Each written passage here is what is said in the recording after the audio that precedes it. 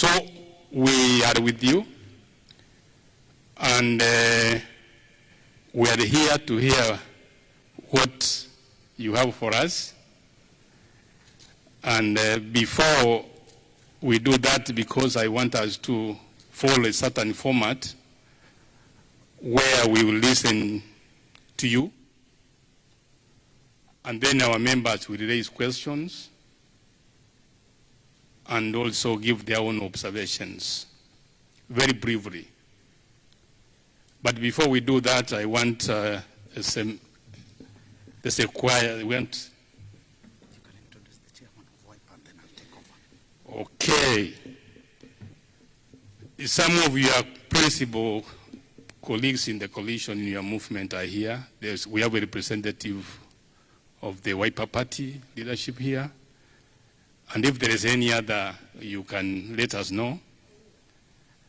The chairman, WIPA party, is it in the diaspora?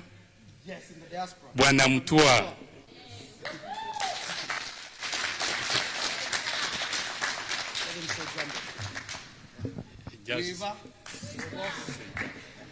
Thank you so much, Chair, DMV. And watu wa DMV mko? Sisi tumetoka, we came from Ohio. I'm from Ohio. And I'm here with our secretary, Joseph Kapuka. And Your Excellency, thank you so much for visiting us in diaspora. I know we met earlier today, and Excellency Reverend Dorcas, thank you so much. The last time you came to visit us in Ohio, and we appreciate the Ohio people looking back to another visit with Mzee. Yeah. So we work closely to the governor of Ohio, and they are actually looking forward as we continue, we can actually do something. Last year we had a delegation from Kenya, and we worked together with the leaders in Ohio, invited them, and then the government of Ohio, the Ohio governor, is looking forward to make that, partnership in Kenya. So that's what we can do. So, like what he said, my name is David Mutua, and from home I'm from Machakos, of course, and I'm the WIPA. Now we've changed the party name. I'm the WIPA chair in the U.S. for diaspora, and we are working on structures to make sure that we strengthen that collaboration, solidify that collaboration. Nikisema Arambe, mnasema nini? One term. Arambe. Arambe. Yes, it's a one term. So thank you so much for everyone, because we really need to work together as Kenyans, just to make sure that there's change in our country. Na tunataka tuombe tafadhali, mwende mshikane kabisa. Tumetumwa na mkubwa, tumetumwa na the WIPA, party leader, tukuje tuongee, tuseme na yote US yote. Bwana Kaluyu, asante Jeff also running as a presidential candidate as well. I know that. We've been friends for a long time. Asante sana kukuona hapa. The first time we were meeting face to face, been doing campaigns also. So tushikane pamoja, because we need to make a change in our country. And that change comes from unity. So tafadhali, Your Excellency, please, we know you are the glue, make that work. Tunakuomba. Mmoja wenu atoke. If one of you just goes away, you know that we are giving another 5 years to Ruto, and we don't want to do that. Diaspora tunataka tukue pamoja, tunaomba tutafanya chochote kila mnataka. Mkitupatia mmoja wenu, tunaendelea. Na hapo ndio tunaendelea. Asanteni sana. David tukosoe. Thank you so much. And those who traveled from outside the state of Maryland and the neighbors, if you came from far, like him, he came from Ohio, He was accompanied by Joseph Kabuka. You want to just stand there and say hi. Anybody again who came from outside?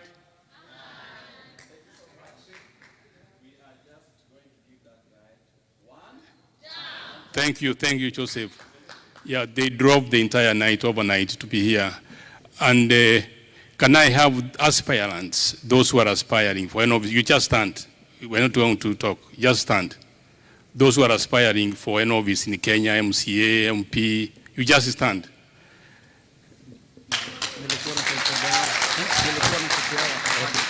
So you will be given a chance to speak.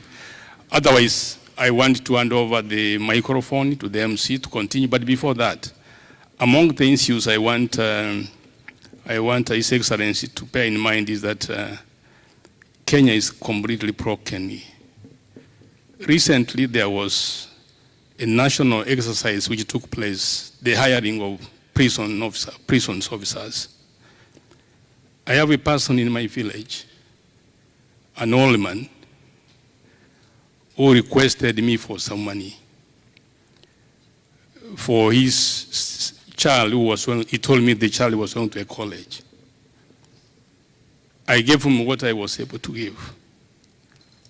But later, I learned that he was going to bribe, kutoa hongo, mtoto yake apatiwe kazi. And they paid, not actually, 500,000 Kenyan shillings. 500,000 Kenyan shillings to secure a job. Of course, can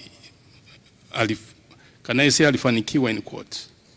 But it pained me because I know what the officers are paid per month. Then you do the calculations. That is not the kind of society we want to build in the 21st century. That is not. There are so many ugly things happening in that country. They are an embarrassment to some of us, to most of us. We do not have sensitivity among our leaders. Those are some of the issues we want our leaders to bear mind to. Kenyans are good people, hard-working people. In America here, we excel in so many areas. We come here empty from Kenya, we land here empty. Within 2, 3, 5 months, Americans are asking, hey, how come you have this? How come this is good? How come this is going very well? It's because hard work and discipline. But the situation in Kenya is very disturbing, and this is what you expect from our people here. Very patriotic Kenyans who love their country, and they want better things to happen in that land. And at the moment, you seem to embody the spirit of what kind of Kenya we want. And working closely with your partners, Kalonzo Musyoka, Bwana Matiang'i, my brother, and others, and give us one person, so that we change that country for once and all. Kabisa tumalizane na uchafu iko hapo. MC, kindly continue. Thank you so much. Thank you so much, Professor. Thank you, Professor. Your Excellency, sir, with your permission, DMV starts for DC, Maryland, Virginia, Pennsylvania, and Delaware. 5 states. And Delaware. That's what I was given by Choti. But among all those states, Your Excellency, where God lives is in Pennsylvania. If you want to see God, come in Pennsylvania. And that is the Tarakanidhi of America. When the votes come, they rain like mbua kutoka huko. Your Excellency, with your permission, sir, there is one thing that Professor forgot to tell you. You know, when Kaongo came here, me, I was on the podium with Kaongo. I was in the middle. Musali alikuwa upande wa kushoto, alikuwa kulia na mimi hapa katikati. Nikamwambia, Kaongo, my friend, Unajua vile anaita watu my friend. Akaniangalia kwa macho. Akaniambia my friend, the deputy ambassador, I got you. Mimi nikatulia. Nikatulia nikajua mimi nimepa. Professor, unajua ni professor. Akaenda akajaribu kutafuta ya PS, hata shortlisting hakupata. Usijali professor, we are with you. This government inakuja hii. Na unajua tuko na candidate. Si ati hatuna, we only have the best candidate. And that is my boss, the best candidate. Thank you. God bless you. Now I'm going to call the next person to speak, our cousins. There is the chairman of Matiang'i. I would love to give you 2 minutes, please. And then after that, we'll have a little bit of 2 songs. Thank you. I feel discriminated. I'm the only person who was given 2 minutes. Okay. So anyway, I know how to complain. That's what I do. Your Excellency, Rigiji, and Your Excellency, Dorcas, Pastor Dorcas, it's my big pleasure to meet you today. It's my big pleasure to stand in front of you in this project that we have started together. The main agenda is to send Kaongo home. One term. The main agenda is one term. So we're in different vehicles or different ships, but we are going the same direction. And if we hold together, this secretariat, whatever secretariat, the secretariat I'm in, I assure you, he's going home. And he knows he's going home. If there is anything I'm waiting for, is that day that I'll pop my champagne, because it's coming. That is coming. So greetings from my team. I would like to tell the team here, the secretariat, and evidently they are my friends, by the way. It's my very good friends. We have done many things together. That we should be talking. We should be exchanging notes.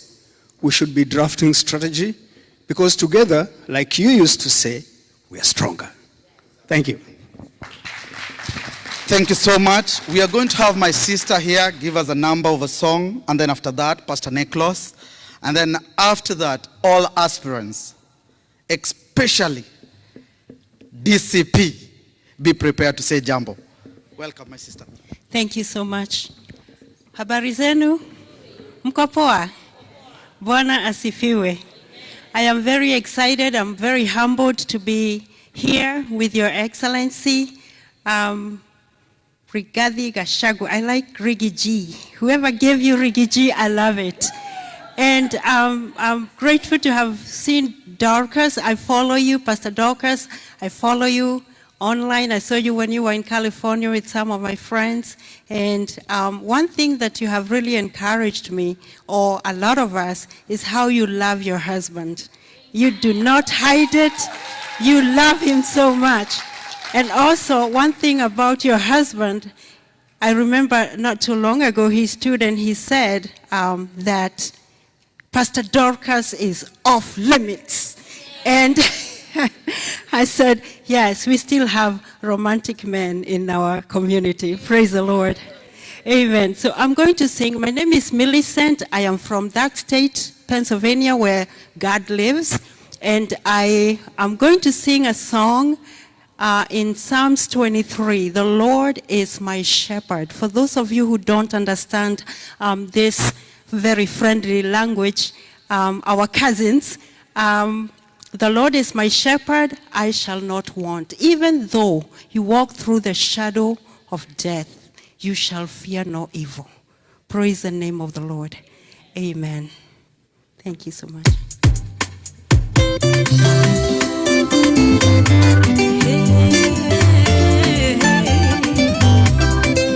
Jehovah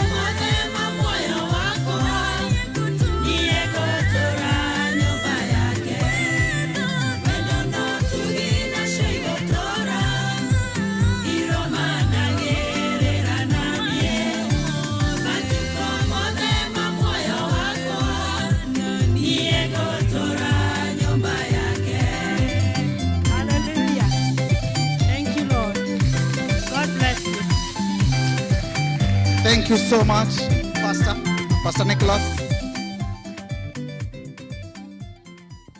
Thank you. Thank you again. My name is Pastor Nicholas Munyi. I love the Lord Jesus. Hallelujah. I fellowship at Powerhouse Baptist Church here in Beltsville. That's where I fellowship.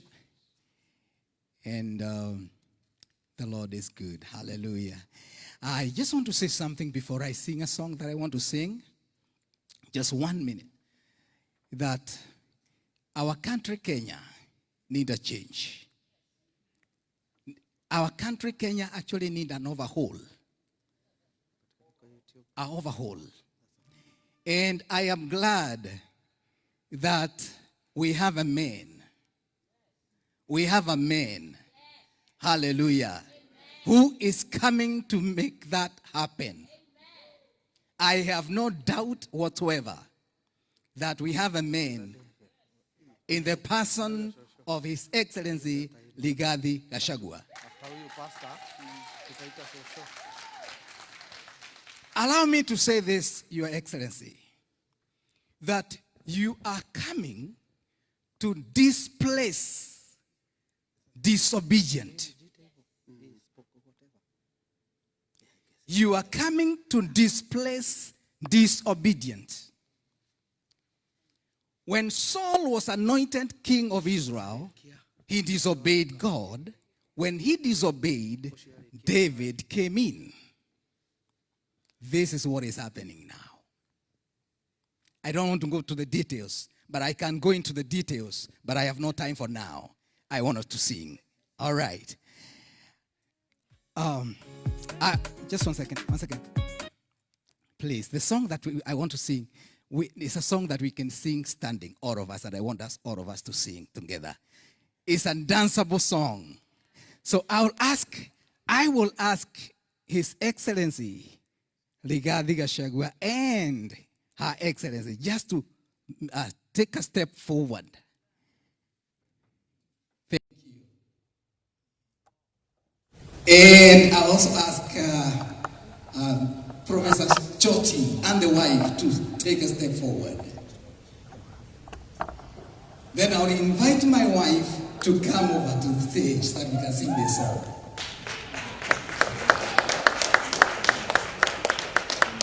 This is my wife, Minister Janet Munyi. She is the visionary for DMV Queens Ministry. A ministry that gathers over 300 women together just to empower each other. This last June, we had a meeting in this place, and we were over 400 women that gathered together just to empower each other. This is the lady behind that ministry, and we thank God. So the song that I want to sing, I would want you also to dance this song. It says, Baby Viva. It comes from the word of God that says, he that finds a wife finds a good thing and obtains favor from God. Okay? So if you have your queen or your king is around there, please dance. And I want to see you dance, okay? All right, give me the song.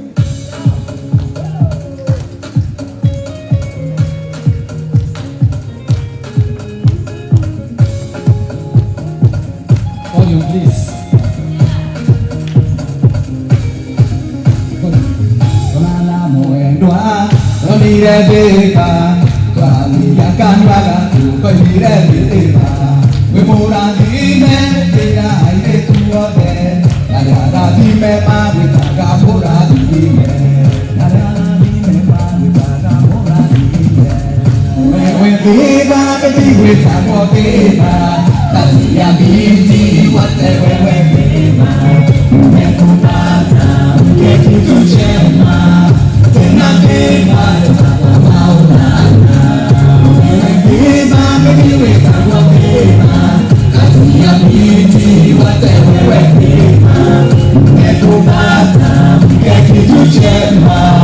Tena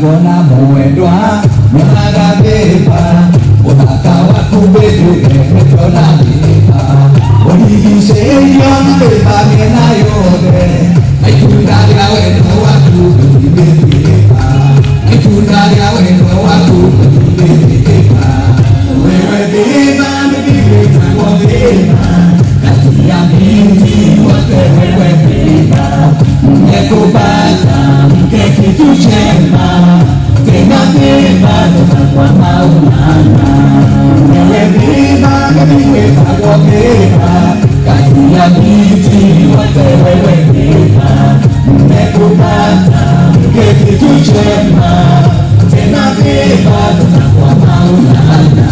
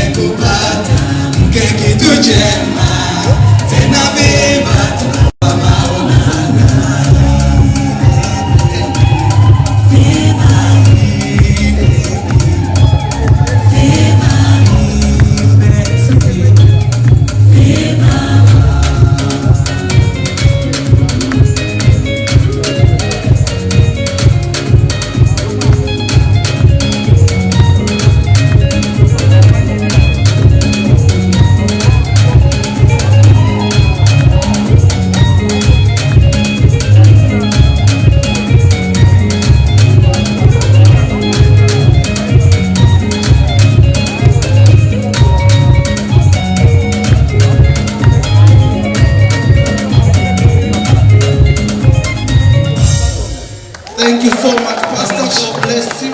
Asante sana. Ni ule kuligana ile favor kwa moshie. Birthday na modo. Niandika ragira. Kwa shamara jamani katia. Adina bere kwa aria. We thank God for this time, and now with this good time, Grandma, this woman, she has just told me she was part of the program, but here in discipline tunapanga kila mtu. So mom, I'll give you this opportunity. Dukari Okoina. Thank you. I am okay, you Bwana asifiwe. Amen. Haya.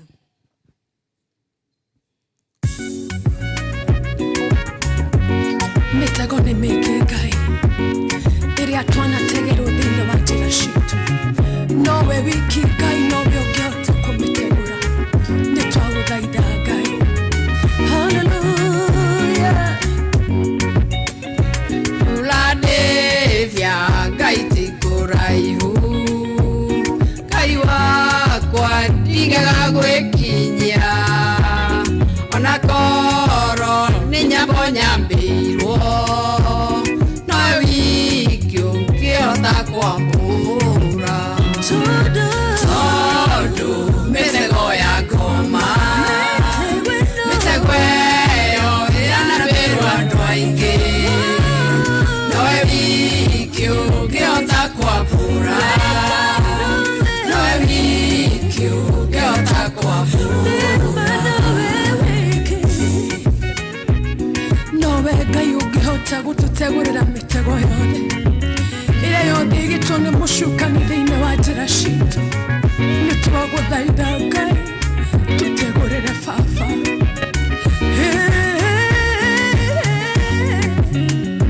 Ngai wakwa ũkandirikana nyumagaro na icokero rĩakwa. Ngai wakwa niĩ nĩ wanjũĩ no wiki ũngĩhota kwambũra tondũ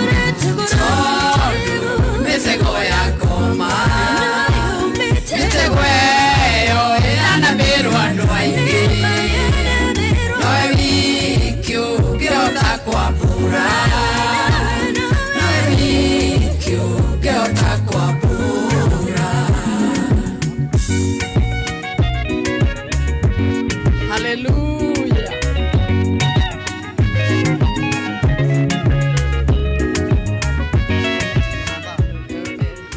Thank you, Bwana ma'am. wabariki sana. Thank you so much. Because of time.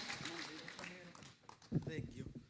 Because of time, I'll just give these few people very fast. Aspirants. Aspirants. You should be here. If you're vying for any political seat, you should be here. Njao, my brother, Ray, you'll be the last one because you have a session that you'll be doing. And come here, please. Tafadhali, just come up here. You only have like a minute. We are tight of time, sir. Praise the Lord. Amen. Praise the Lord. Amen. I also sing, but I'm not going to sing. I want to address about the state of Kenya. I, myself, my names are Stephen Jao, and I hail from Muranga, Madhyoya, Kamasharia. I was with you in Kiriaini. But I am inspired so much by what our young people are trying to do.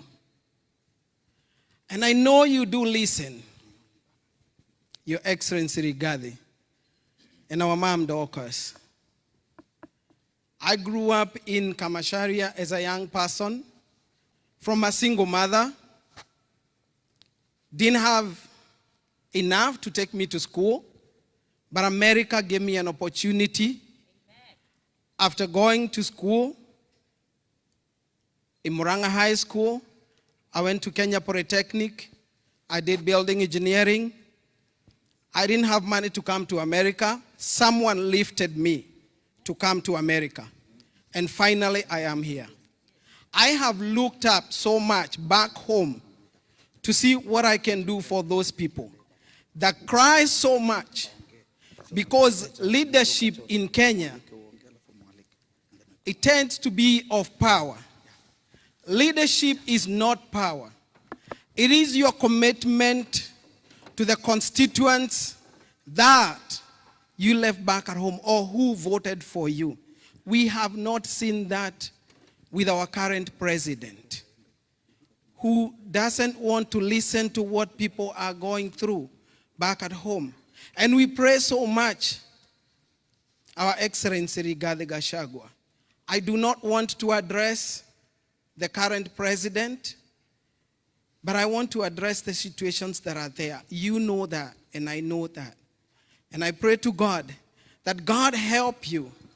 And as you walk throughout our Kenya, I myself, vying for a seat of member of county assembly in Kamasharia ward, I am looking forward also to help you garner the votes that we can and we will to make sure that if I can check this microphone, 1, 2 term, praise the Lord.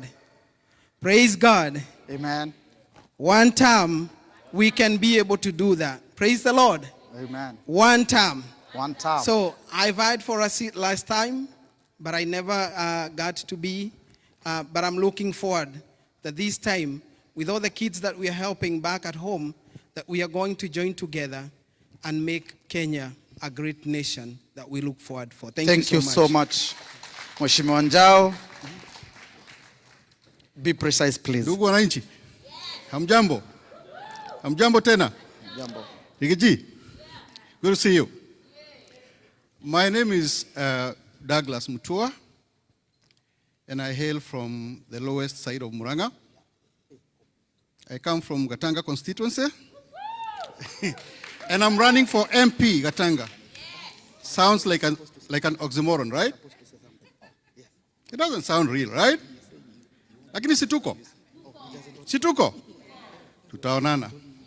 Anyway, I'm not going to lecture you on politics. I think I'm not even qualified to lecture Rigiji on politics.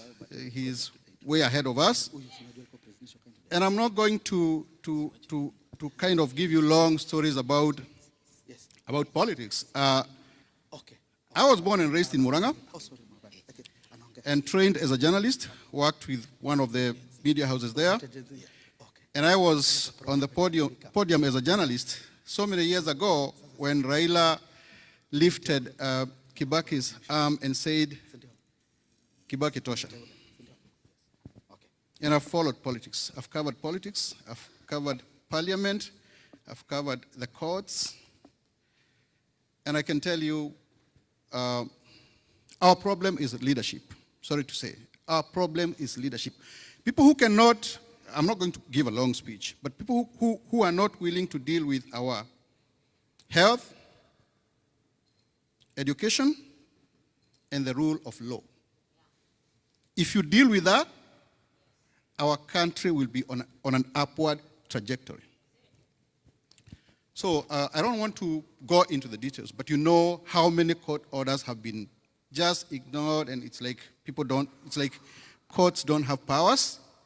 Hao ni mambo ambayo hatutaki, and everyone knows now, in that great country known as Kenya, no one has the monopoly of leading maandamano. Tumejua hivyo, right? If it's not done, we get on the streets, and I'll be there. Things have to happen. Let's change our country. I mean, Kenya has been the envy of so many other people. Watanzania wanasema, oh, mimi nakimbia Kenya kujifunza Kiingereza. Not anymore.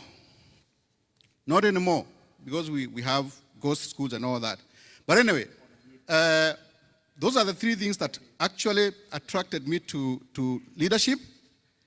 And like I said, tutapambana, I'll be there in Gatanga. And let me remind Mheshimiwa Rigiji, because I follow politics on a daily basis. It's like, it's my cup of tea. The first warning shot against you was fired from my constituency. I'm not naming names, but it was fired there. Go into the archives, you'll find it there. But anyway, nikimalizia, nisasema hivi. Don't be surprised that Amutua is trying to run in Muranga. I probably speak better Kikuyu than my wife who hails from Madeira. She's a neighbor. I speak better Kikuyu than so many people in Muranga. Joe Kirirakia Dikogweta Shiode. So, but anyway, Kenya should be like that. We should be free to run wherever we want. It's our country. Somebody said that Africa is our business. Kenya is our business. And we will change it for ourselves. For ourselves. Because my sons are, I call them cucumber. Kamba Kikuyu, right? If we were to rise up against each other, where would they stand? Against me with their mother, or with me against their mother? Come on, guys, let's change our country. Mambo ya ukabila. And those frictions are okay. Kidogo hapa na pale, because human beings were born to fight dominance. Hamtaki kukaliwa, but when it comes to kumalizana, that's not good. Let's do clean politics. That's another oxymoron. Clean politics, right? But politics can be clean. Watu wakiwa wa kweli. Sasa namalizia, become a politician, right? Sasa namalizia. when I met my wife before she introduced me to her family, she used to say, kidogo kidogo, because I shoot straight. I shoot straight, but when she introduced me to the mother and the brother and all that, I came to realize that the mother speaks like me. Like, shoot straight, hakuna kufichana, si ndio? Sema mambo wazi, kesi baadaye. So I'm just saying that to remind you that when people complain about how Riggy speaks, tell them we love it. Shooting straight. Thank you so much. God bless you. Thank you, sir. Appreciate. Najua wanasiasa msipokatwa mnaweza mkazungumza hadi kesho. Mheshimiwa Rais wa 6 wa Jamhuri ya Kenya, mimi kwa majina naitwa Simon Wadhare Mbogwa, nimeoa Madhera, mke mmoja, mimi ambaye namtambua. Na mimi pia ni kiongozi wa siasa, na mimi sitapiga siasa. Wananchi, naomba tafadhali, you can move.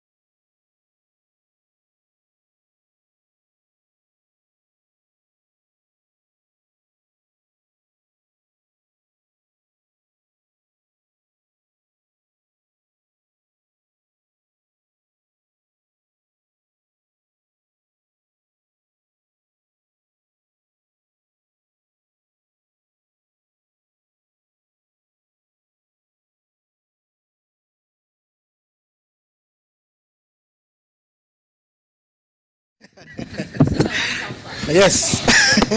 One time, man? Yes, one time. Kwanza nawasalimia Wakenya wote popote mlipo na hapa diaspora. Hamjambo. Your Excellency Bwana Rigathi Gachagua. Karibu diaspora. Allow me to call you Mama Boys, will you? Na tunakusalimia pia. In diaspora, the culture is that we can have a different platforms, or we can have different opinions, but we all remain the same and there is no bad blood. Sindio? Kwa hivyo tumkaribishe kwa makofi Bwana Rigathi haraka haraka.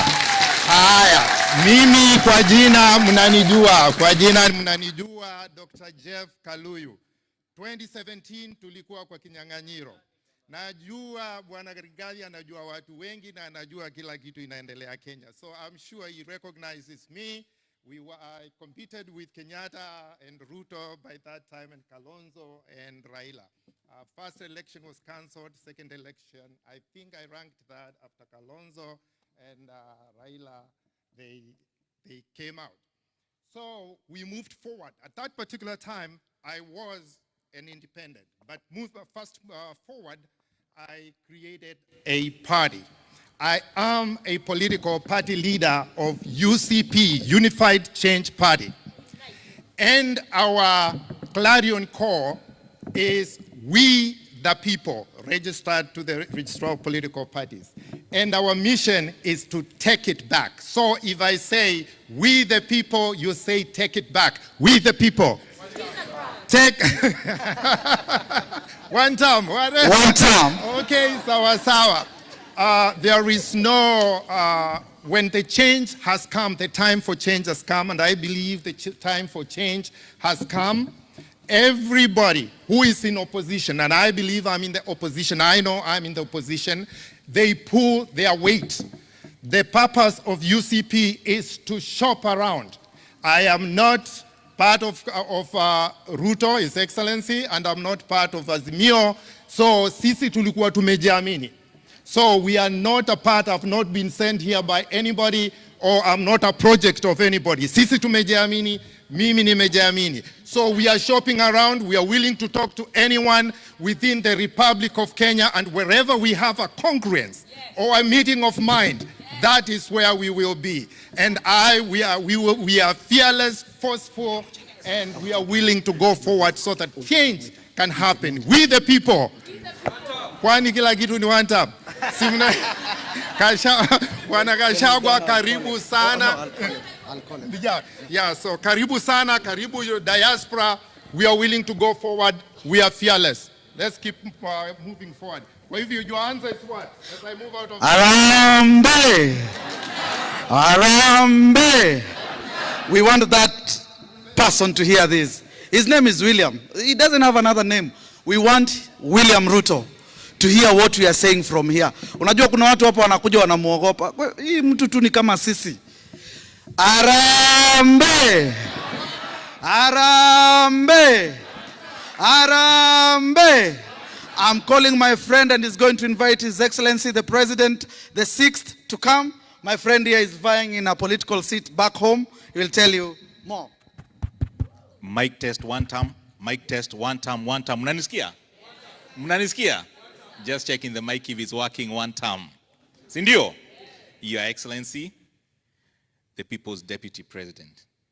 Her Excellency, karibuni sana Maryland. All protocols observed.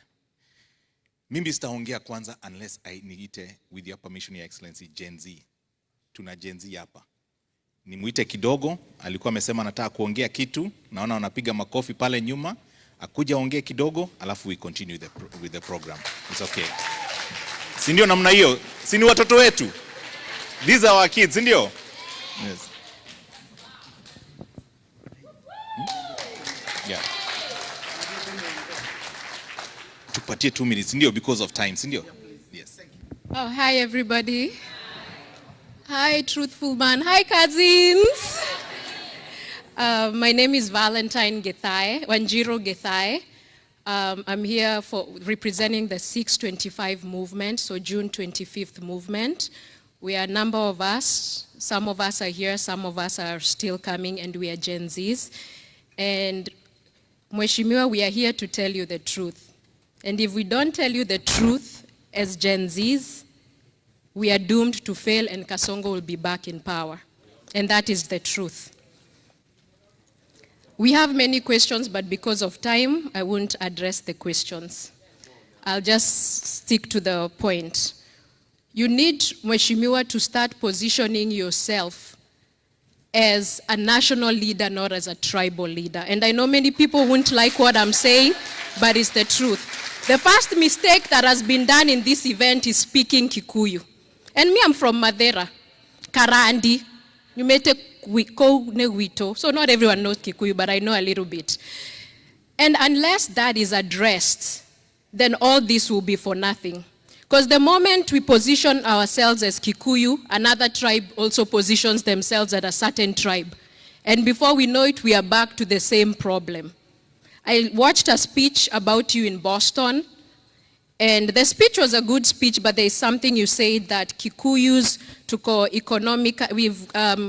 are more hardworking, I'm paraphrasing, economic, we've grown the country. But we have done that because we are a beneficiary of the system of Jomo Kenyatta.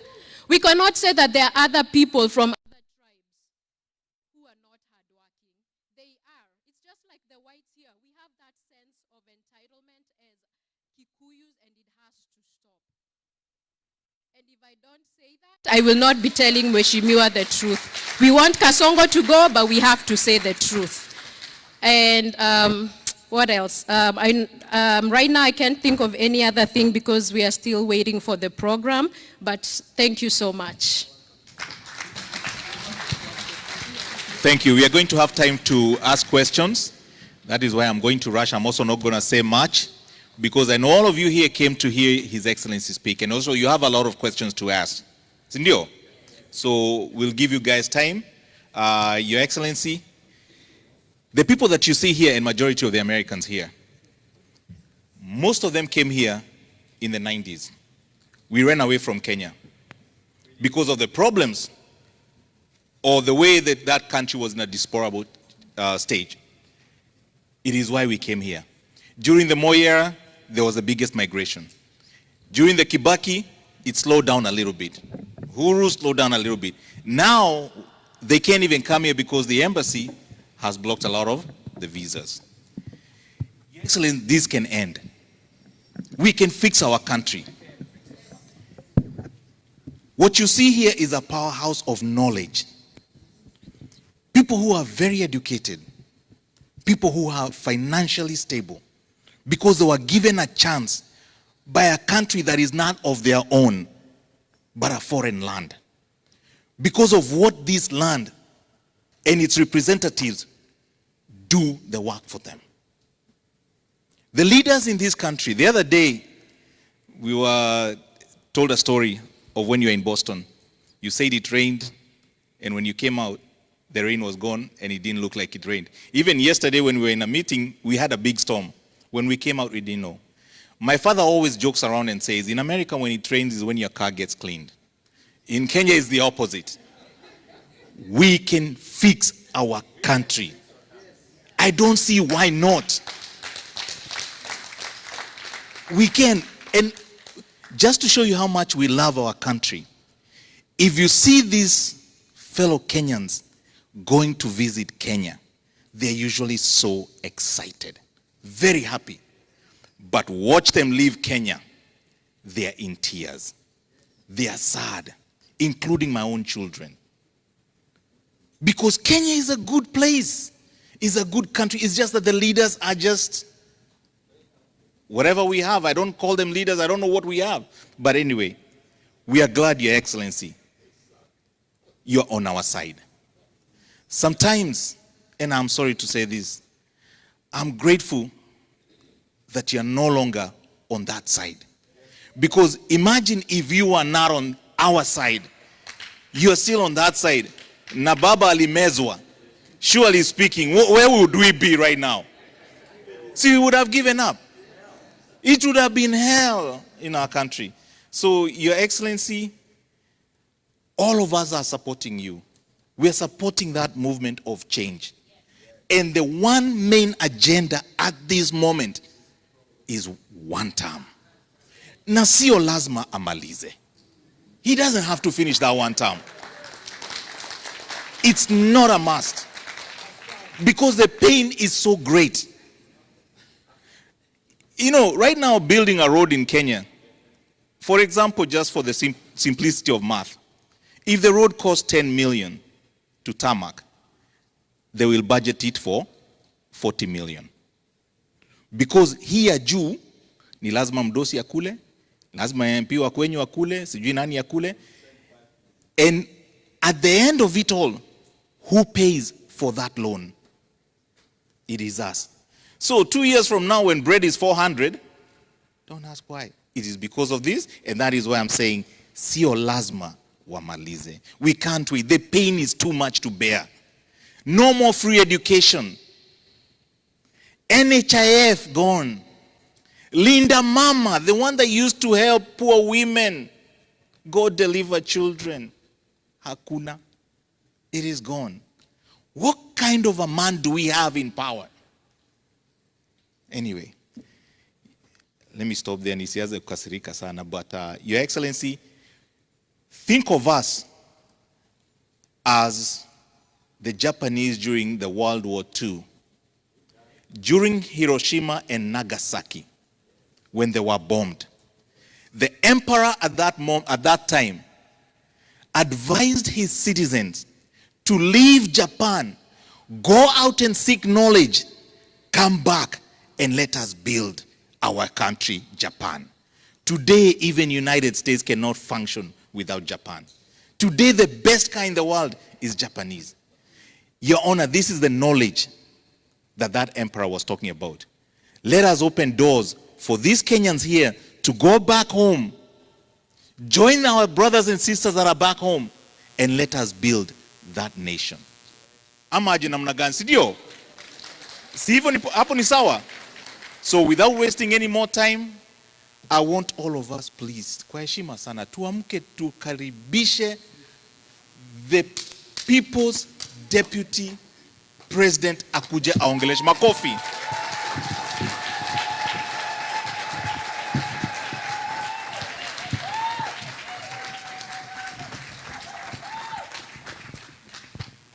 Thank you very much. Please be seated.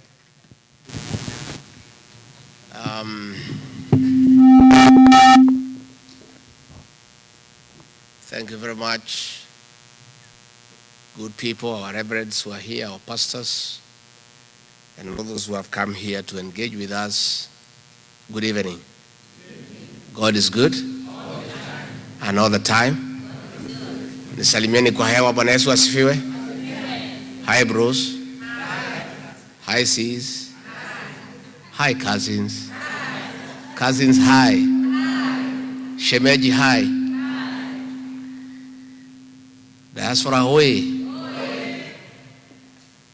Thank you very much for the warm welcome. And my wife and I are delighted to have this engagement with our people here in this state. And since we arrived almost 2.5 weeks ago, we have been received with a lot of love and compassion. We feel taken care of,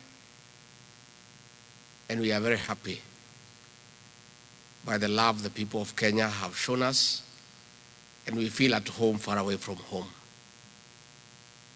In fact, were it not that there's a lot of work for me back home, I will not mind staying here for quite a while. I'm well relaxed, I'm well taken care of, I'm feeling pampered, I'm being treated like a small baby. That has not happened to me for a long time. So I'm very happy, and I'm looking forward to further engagements. As I came to the US to look for our people from Kenya, to engage them because all is not well at home. That opinion that what is happening at home needs your attention because we must work on it together.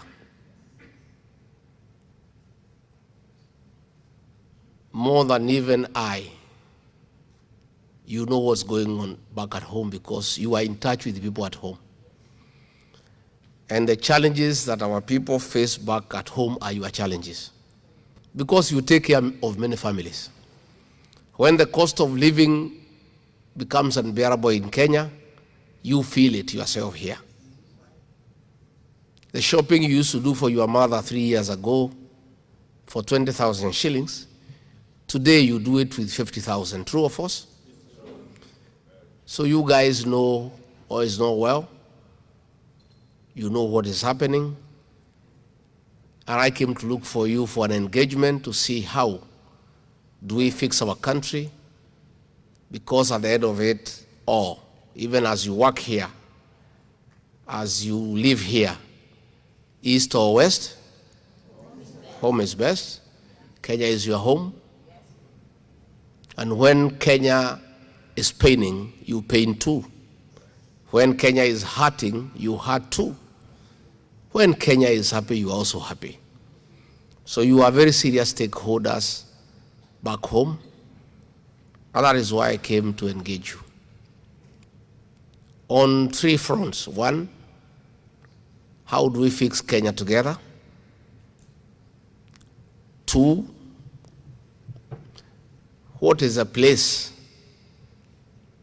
of the diaspora brigade in our national development? And how do we make you more involved in steering your own country? Number 3, how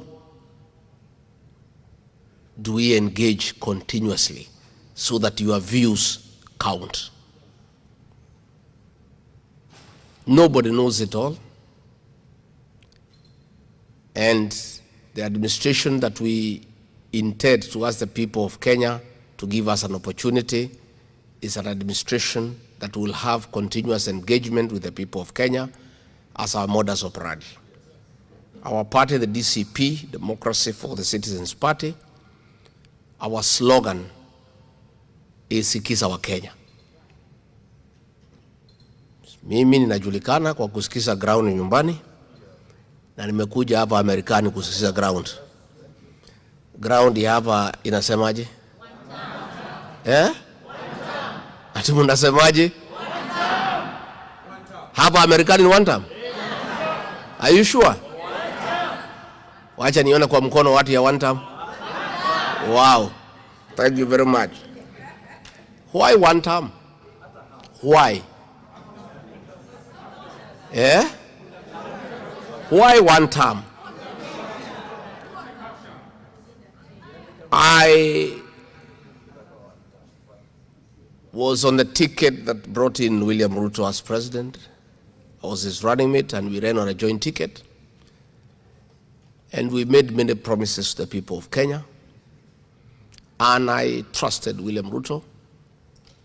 I went to the elections with him without a written agreement, without a political party, without any negotiation, because I'm a very trusting person. Because when you are honest, you think other people are honest like you. When you are somebody of integrity, you are forgiven for believing other people have the same integrity. We promised many things, and along the way, the people of Kenya, including the ones here in the States, are very disappointed. And along the way, I found that I, just like the rest of Kenyans, had been deceived. All of us were conned. I heard William Ruto the other day say that the people who are opposing him are like wash conmen. He should go to the mirror and look at himself. All of us were conned, and most of us feel terrible about it. But we give ourselves encouragement that if bishops were conned, reverends, pastors, evangelists, prophets, people who live in America with the whites, yourselves, you are all conned. Who is regarding Gachagua, a villager from Wamonyoro? And you know why most of us fell into this trap? It's because we are Christians. And we believe in God. And if anybody comes with a Bible and confess that he is saved, we dare to believe that person. So this guy came with a Bible. He was quoting the Bible without reading. From the book of Genesis to Revelation. He would sing all Christian songs in all local languages. And we were all persuaded that for the first time, we have a candidate of the church, a good man, straightforward, honest. We all believed him, and we gave him our vote. And most of us went out of our way to campaign for him very aggressively, and he became president. 1 year into the leadership, I realized I had been conned, and Kenyans had been conned. And I started asking questions. And it became difficult for me to stay with him because I am truthful and he is a liar. And truth and lies do not coexist. It's like water and oil. And it became very difficult for us to stay together. Mostly because of lying to the people of Kenya. on all the promises we had given the people of Kenya. He told us the bottom-up economic transformation model is for putting money into people's pocket. Within 6 months, instead of putting money in the pockets of the Kenyan people, he came and removed the little they had in the pocket through excessive and unreasonable taxation. And I told him this is not right, it's not fair, it's not what we promised the people. And he said, those were just promises. That was just campaigning, my friend. I said, but we told the people, we promised them. Along the way, it became very difficult because we did the exact opposite of what we had promised the people. We had told the people of Kenya we shall never carry out evictions and demolitions without giving people adequate notice and giving them alternative accommodation. And that started in earnest. When I raised it, I was told off. Corruption, stealing of public funds. The e-citizen platform is a conduit for theft of public funds. The Auditor General has issued a report to say those funds cannot be traced. More than 45 billion Kenya shillings that have been collected through the e-citizen. That money cannot be found anywhere. The affordable housing program is a con. Governments all over the world don't put up houses for people. Governments provide services, roads, water, electricity, drainage, sewage. And then the private sector will do the houses. Mwai Kibaki, the celebrated third president of the Republic of Kenya, never did any housing program as a government program. But he did put up the Thika superhighway. He opened up all the bypasses, and the houses came up on their own without his intervention, without any government intervention. That's the way you do housing. You don't have to do houses. You just put up the infrastructure, and the Kenyan people will do the houses. So things became very difficult. The opposition was captured. Raila was bought and pocketed, and he started singing. He became a member of the praise and worship team. But he became the soloist. Parliament was captured. All institutions of oversight were captured. And there was nobody to talk for the people of Kenya. As it happens, nature abhors vacuum. So, since there was nobody to talk for the people of Kenya, some little boys and girls not known by anybody before, called the Gen Zs, came up to fill up that space and started demanding transparency and accountability for the people of Kenya. They started challenging taxation. And that is where now I differed completely with William Ruto. He went for these children with a brutal efficiency. Young children were abducted and held incommunicado and tortured into silence. Then the killing began. And that's when I told him it is not acceptable and I cannot be party to it. Because one, I'm a parent, I have young boys of the same age. Two, I'm a Christian. Number three, I'm a human being. And I said no. So 2024, June 24th, a decision was made to kill our children. And I disagreed with it as deputy president. And I was left out of the decision-making process. On 25th of June 2024, young children were butchered in the streets of Nairobi. I flew to Mombasa, I called a press conference as deputy president, and I told William Ruto off. And I told him it's unacceptable to kill children. And I'm not part of it. And I condemned it as deputy president. And of course, he began the process of removing me from office because of calling him out publicly. I had a choice to play along, let him kill children, be part of it, allow him to steal everything from Kenya, and stay in office and be a happy guy, fly all over the world, have security, have money and all that. But I chose to sacrifice my job for the sake of our children, for the sake of our country. And that's when he mobilized Parliament, spent over 5 billion shillings to bribe members of Parliament and the Senate to get me out of office. Along the way, he offered me 2 billion shillings to resign peacefully. I refused.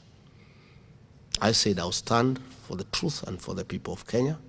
And since I left office, that is what I have done. And I have, with other leaders, kept the government in check and stopped most of the excesses. Had I mellowed and chickened out the way I was being advised by people to lie low and come and hide here in America, the wanton killing of our children, the raping of the Kenyan economy would have been to unprecedented levels. I don't want to blow my own trumpet, but in my own small way, alongside other Kenyans, I have made some contribution to check William Ruto and government and slow them down.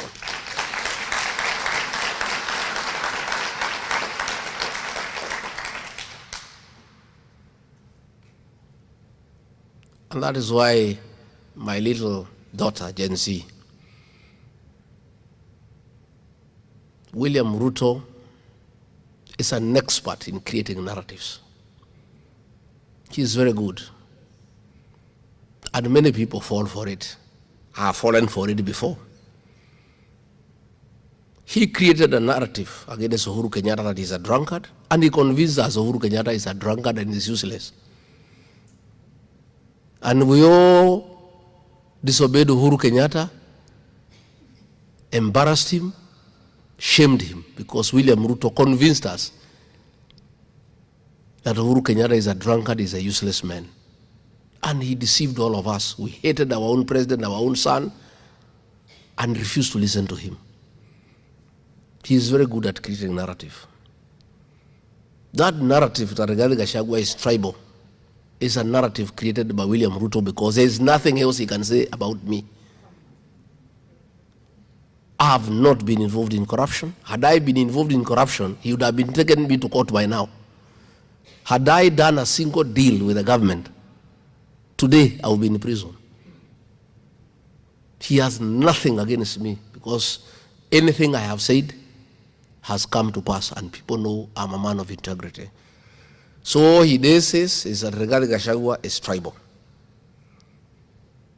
But nobody listens in Kenya. The reason being, Rigathi Gachagua is not tribal because when William Ruto stood as president, he was not Kikuyu, he was Kalenjin. There was a candidate called Mwaura Wahiga. If I was tribal, I would have supported Mwaura, not William Ruto. When things were working for him, he had such kind words about me when I was supporting him. This guy is a people's person. He cares for the ordinary people. He's a great mobilizer. He loves his country. You play the clip, what he said on May 15 when he unveiled me as running mate. It was the best poem I've ever had in my life. He had such lovely and kind words about me. But now that I disagreed with him to tell him you cannot kill children, you cannot steal the country's wealth, then he says Rigathi Gachagua is a tribalist. My daughter, please, don't fall into that narrative. When you are here, you talk about Kenyans, you don't talk about America. Every group of people have some identity. Never allow anybody to make you feel embarrassed about who you are and where you come from. That narrative by William Ruto is meant to intimidate the Kikuyu nation and to make us feel sorry about who we are and challenge our capacity to work hard And that is why when I get an opportunity, I must remind the country that the Mount Kenya people have not been given any advantage by anybody. They are wealthy, they are enterprising because they work hard. They are industrious, and they must be allowed to be. If I keep quiet, the people will be intimidated to feel sorry about themselves and who they are. Nobody has given the people of Mount Kenya any advantage. If you want a loan, you must pay security. If you want a business, you must pay licenses. The people are simply hardworking. By me saying they are hardworking, I never said anybody else is lazy. No. I don't believe in negative ethnicity, but I believe in affirming my people and who they are, and I defend them from intimidation. My daughter, if you follow what happened 2 weeks before I came to America, you realize why I have to defend the Mount Kenya people. Businesses for the Mount Kenya people were targeted for destruction. In other areas, they were not destroyed because they wanted to intimidate the people of that region into silence. If you look at the people who are arrested and taken to court, 92% are from that region and charged with terrorism. If you do remember, there was a meeting in Mount Elgon where William Ruto was seated, and the MP for Ebuya West, Honorable Wanyama, said that all communities will gang up to isolate the mountain people. And William Ruto was there laughing and clapping. Somebody must defend the mountain. If all of us get intimidated and allow the people to be intimidated and to be made to feel sorry as to who they are, what happens? And I say, I don't have to be president. I don't have to be anybody in Kenya. And if I'll be nobody, because I stand with people, let it be.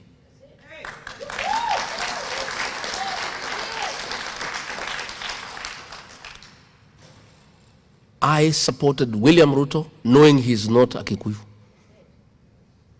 I and the people of Mount Kenya are nationalists. We are good people. Against the advice of Uhuru Kenyatta, our own son, who was president, he told us, this man is a thief, and if you elect him, you shall suffer.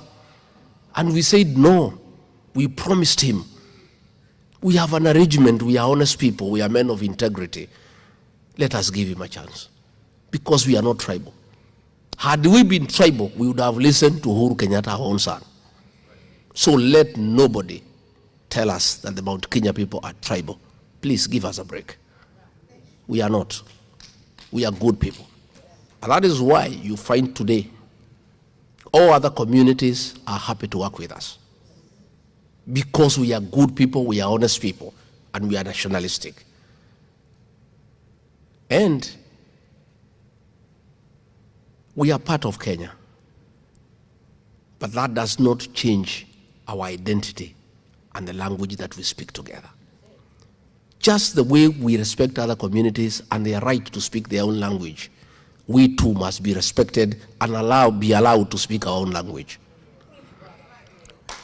All that noise you heard in Kenya when I arrived in Seattle was because of the Gemi Festival.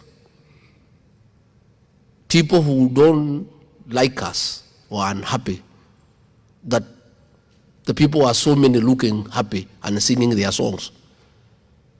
That's all. They would like us to be divided so that they can rule us forever. And I am aware and I'm very conscious that our unity is our strength. And our relevance in the national political discourse is informed by being united and casting our vote in one ballot box. So I want to assure you, my daughter, we are good people and we are national. And I work with everybody. And I have traveled. I was in Ukambani. I was received like a king. I was in Mombasa, Kilifi, Malindi. I had a good engagement with the people. I was in Narok. I was in Kajiado. I work well with the Ma. I was in Bungoma. I was in Kakamega. I was in Vihiga. I was appreciated by those people. The people of Kisii are waiting for me because they know I'm a Kenyan leader. I am a nationalist. But much as I'm a Kenyan, I'm a nationalist. I come from somewhere. And I retain my right to talk for those people if I find somebody who wants to throw them under the bus. And that is something that we must do all the time. Why do we say one term? And that's why I need your help, because you are part of Kenya. I heard William Ruto saying that we are saying he should go. He should be one term, and he is wondering why he should go. William Ruto, aka Kasongo. Kenyans have a problem because you have raided the payslip and made the middle class impoverished and destroyed their capacity to transact. Effectively, they can't create jobs because any country is driven by the middle class only when they have purchasing power.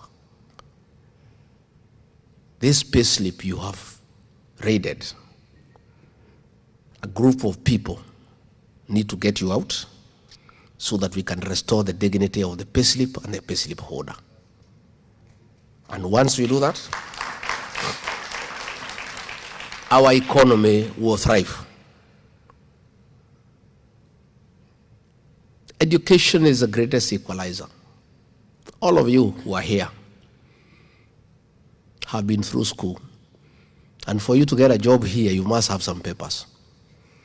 There is nobody who understands and who appreciates the value of education more than the group seated in this room and your colleagues in the United States and the rest of the world. Most of you, when I look at your age, are great beneficiaries of free primary education by Mwai Kibaki. William Ruto has interfered with education and withdrawn funds for free primary and secondary education, which means that children from less fortunate members of the society will have no access to education. For us, when you look at our universities, most of you who went to Kenyan universities are beneficiaries of HELB, Higher Education Loans Board, that was working. William Ruto has destroyed it and brought some mongrel of some financing model that is not working, and most students are at home. For us to restore the education system and make sure that the future of our children is secured, William Ruto must go.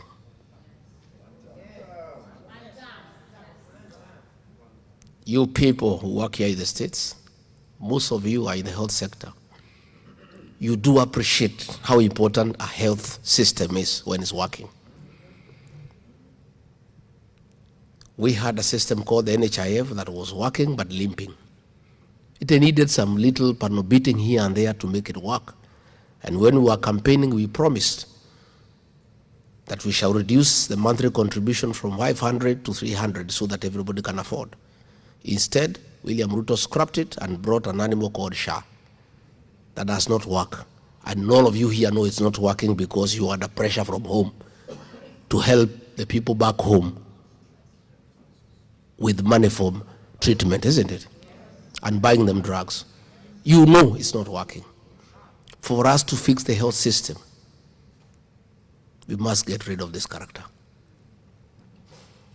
The economy is crumbling. Last week, fuel prices shot by 9 shillings per liter. That means there will be a ripple effect on transport, on consumer goods. Paying bills, people have not been paid for the last 3 years. Most people are being auctioned, those who supplied goods to government, those who did services to government. If you look at the Nation newspaper, 5-6 pages every day are full of auctions. Unfortunately, those adverts for auctions are repeated every week because there is nobody with the money to buy what is being auctioned. People are unable to pay, the banks want to auction their houses, their homes, but there is also nobody to buy because nobody has money.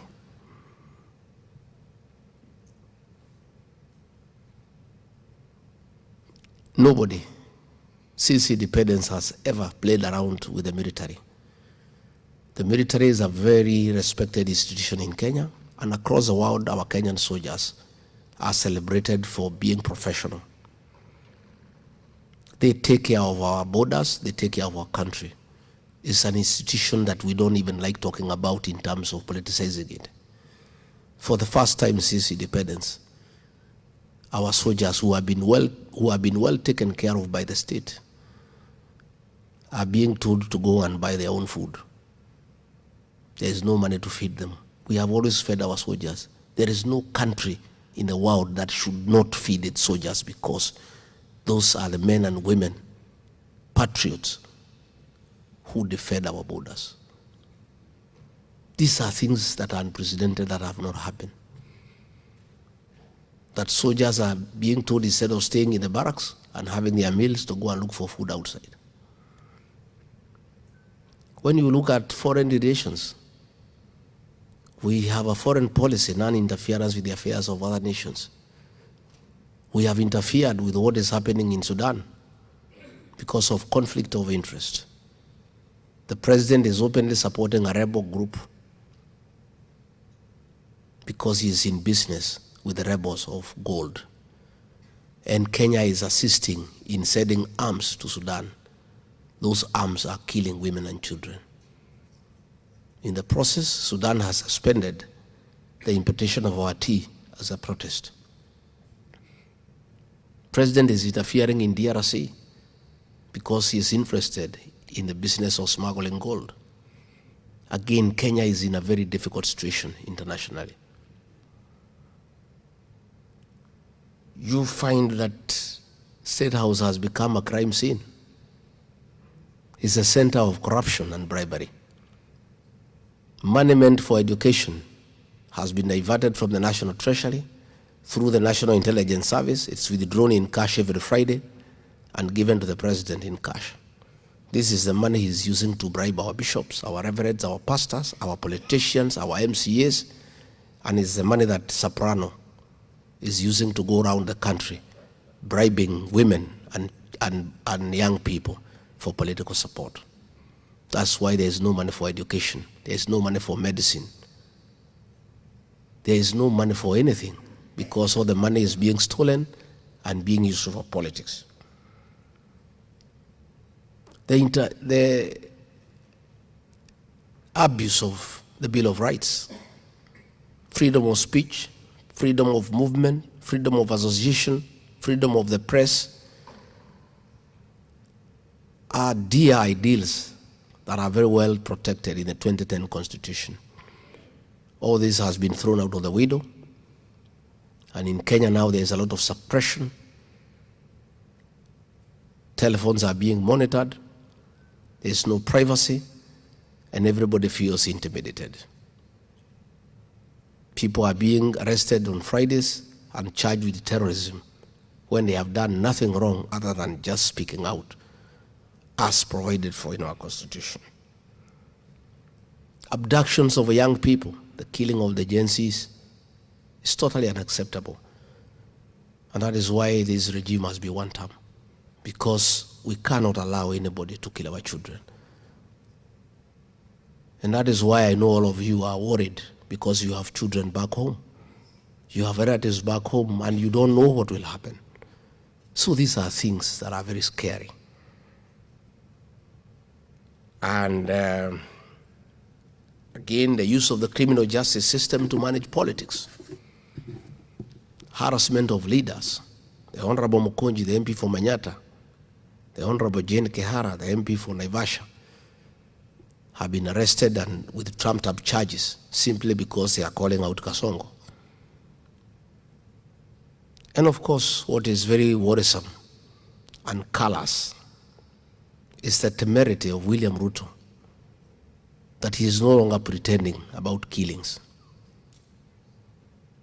Kipchumba Murkomen, the minister in charge of Interior, publicly and shamelessly, in total disregard of the law and the Constitution, gave out an order to police to shoot, to kill.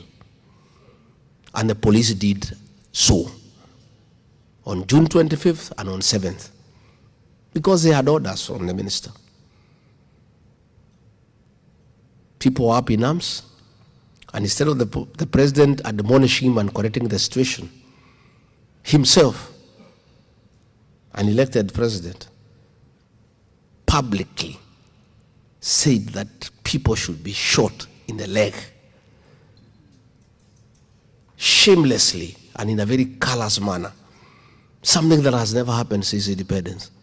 A president who is elected by the people giving orders to police to shoot people in the leg.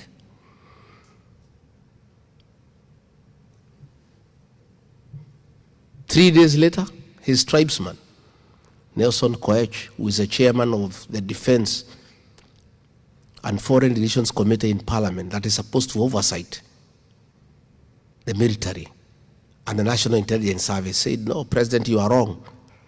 They should not be shot in the leg. They should be shot in the head. So when you look at the statements by Kipchumba Murkomen, William Ruto, and Nelson Koech on killings of the Kenyan people, you get very worried. You get very worried. And that is why we are saying this situation cannot be allowed to go on forever. I've heard you say you don't want one term, you want half term. I'm sorry, it's not possible. There has to be one term, 24 as it is, because we have a constitution and we want to change government through an election in accordance with the constitution. William Ruto would have wanted us to attempt to change it another way so that he can jail us. That is why when people went to the streets, he was saying it's a coup. Nobody wants to overthrow William Ruto, and nobody will overthrow him. We want to change the government through an election because our constitution says we should have an election every 5 years. So we just have to put up with him. The other day he was saying we should bear with him and give him time. Well, Mr. President, it's very difficult to give you time to continue killing children. You're asking us to give you more time to kill our children, to shoot them in the leg. You're asking us to give you more time to empty our national treasury and divert those funds for politics. But we don't have a choice because Kenya is a constitutional democracy. We just have to persevere for the 2 years, hoping that we'll find something in the national treasury and hoping that you not kill all of us. In the unfortunate event you don't stop the killings, probably you can kill 5% of the population, but the 95% will still be around to send you home. So I want to say, as I now come to the issue of the diaspora, please assist us by talking to your people back home and tell them that they must remain steadfast, they should not be intimidated, and they must be ready to make William Ruto a one-term president. Will you do that?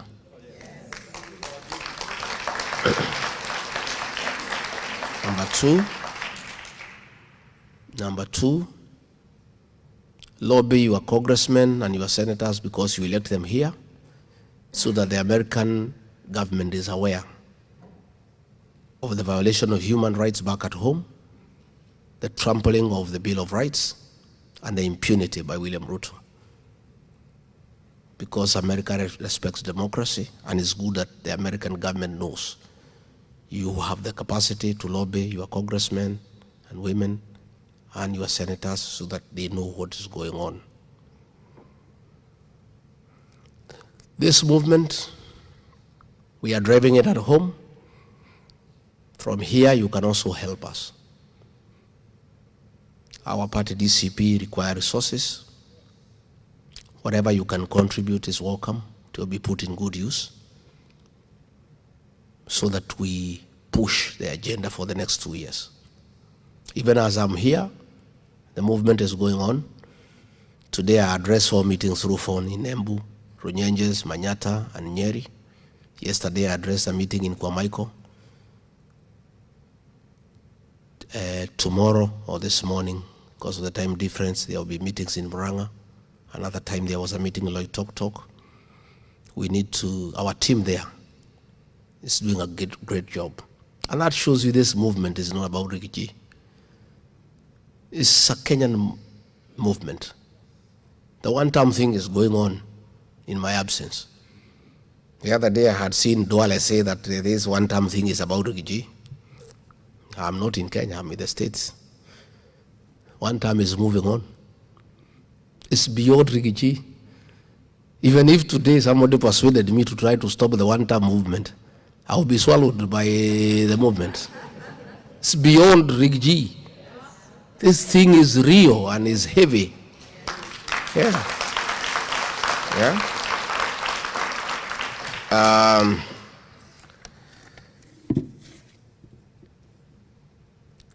I want to say that great people from the diaspora, you are a very serious partner of our national development. In the 70s, coffee was #1 foreign exchange earner for our country. In the 80s, tea was #1 foreign exchange earner for our country. In the 90s, tourism was #1 foreign exchange earner for our country. Today, as we speak, and for the last several years, the #1 foreign exchange earner for our country are remittances from the diaspora. Our foreign exchange reserve is maintained and sustained by you people. You are very serious partners for our economic development. And any serious government needs to take you seriously. For those of us who rear dairy cows, for a cow to continue giving you milk and lots of milk, you must take care of it. You must make sure it has hay, give it some dairy meal. Nowadays, we are even giving them mattresses to sleep on so that they don't feel cold at night. And some people are even playing country music to the cows. Ken Rogers and Don Williams and Cresta Gale, for them to produce milk. You guys are our dairy cow. For you to continue bringing the dollars, we need to take care of you. We need to be nice to you. And we need to listen to you to know how you want to be governed and how you want to relate with your motherland. For you to bring the dollars, you need to be sure they will not be stolen. For you to bring back your money home, it must give you some value. So I'm here to seek an engagement that when we form government in 2 years' time, how do we relate? How do we make you comfortable to invest back home? Do we give you incentives? First and foremost, we'll do away with the double taxation. You cannot pay taxes in America, and from your savings, when you bring them back home, we tax you again. That's unfair. Yeah? We need to agree with you people. Can we have a diaspora bond where when you invest your money, we give you a certain interest rate that is slightly higher than what you are getting in the country where you are working, so that we encourage you to bring back your money home. How do we make sure that your savings back home are safe? That is a conversation that I want us to get into. Again, you people must come and develop your country. This country, we are not going to develop it alone. I'm seeking a partnership with diaspora. I want you to be part of our government. We are not going to run it alone. If Professor Choti here has been in America here for 22 years, and he has some skills that can be useful in our country, why not bring him into government to come and add value to what we're doing? What would it cost me as president to get diaspora people to take charge of our embassies across the world? Because they know, they understand those countries more than we do. They know what Kenyans want in America. They know how we can relate with the Americans to come and invest home. Why do you go to look for other people when you have people who already know how to deal with the situation professionally and in an effective manner? And I'm not just talking. Me, I'm a truthful man. This is a promise that I want to keep. Yeah? I want a very serious engagement with the diaspora. I would like you to be the people in our embassies, either as ambassador or deputy ambassador. And for consular services, why do you want to go and bring people who have never been here? How would they understand the challenges the Kenyans face here? Yet we have people here who are Kenyans and have the necessary and requisite professional qualifications that are required to do those jobs in the embassies. It's even cheaper when you have people who are living here. When you want to market Kenyan goods, we want to market our coffee. Why don't you get people right here, our young boys and girls here, to market the coffee here? Because they hang around here and they understand this place much more than we do. I'm looking for a very serious partnership and engagement with the diaspora, and I'm speaking with a lot of seriousness. This is not just talk. It is something that I intend to do. In terms of legislation, I want you people to come back home and help us. I would want in the Senate, my party, the DCP, will have several nominated senators because we are strong in various counties. And those numbers for nominated are decided depending on the elected numbers. I would like to have one nominated senator in the Senate for DCP from the diaspora.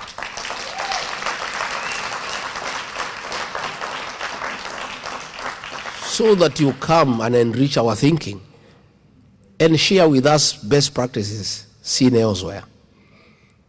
Similarly, we also want somebody from the diaspora to be a nominated member of the National Assembly to assist us in legislation and oversight. I have seen the success of devolution out here. The counties are working. I've been here. I think I was in Boston, and we were in a hall like this one, and there was heavy rain, very heavy, for almost an hour. We could not even hear each other. By the time we came out, you could not even know there was rain, because the drainage system works. You cannot tell that there was rain. If that kind of rain was in Nairobi, you would require a Mkokoteni fellow to take you across. In all the counties will be strong. Over 25 counties where we'll be very strong. It's my proposal to get at least a nominated, specially elected MCA from the diaspora in each of those counties to assist us. To oversight the counties and to come up with the county legislation that will enhance devolution. So that is my offer, and we'll continue to engage, and I'll be a frequent visitor.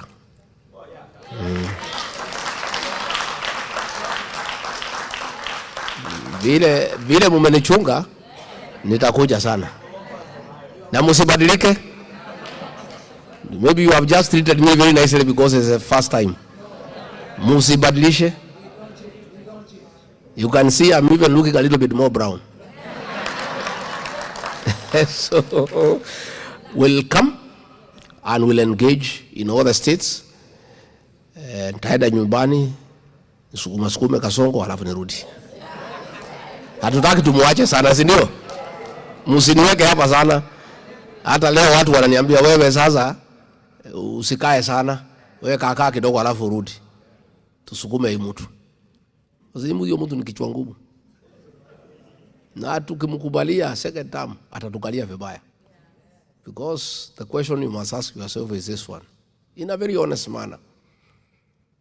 If this man is behaving the way he is, killing children, saying people should be shot in the leg, stealing money from the national treasury and using it for politics, talking arrogantly to the people of Kenya, when he still needs their vote, what if he is elected a second time and he doesn't need you?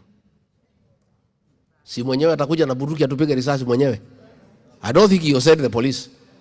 I think he will do it himself. Atakuwa anatembea na bastola, akipata wewe barabara anakupiga mguu. So for Kenya to be our country, for the safety of our children, for the revival of our economy, for the restoration of the education system, for the restoration of the health system, William Ruto must be one term. Tuko hapo? Mimi sitaki nipitishe hapo. That's what I needed to say. I'm willing to take questions, but I want to assure you things will be different. And finally, maybe to assure you, I've heard you say that we must stick together as a team. Let me tell you, we don't have a choice. Anybody who is bribed by Kasongo to leave our team will be hanged alive by the people of Kenya. And that will be the end of his political career. Ukitoka kwa hii team, mimi mwenyewe nikitoka, wa Munyoro nitakosa pahali ya kwenda. My neighbors will skin me alive. I'm telling you, and I know that. Same for Kalonzo, same for Matiang'i, same for Natembea, same for Mother Karua.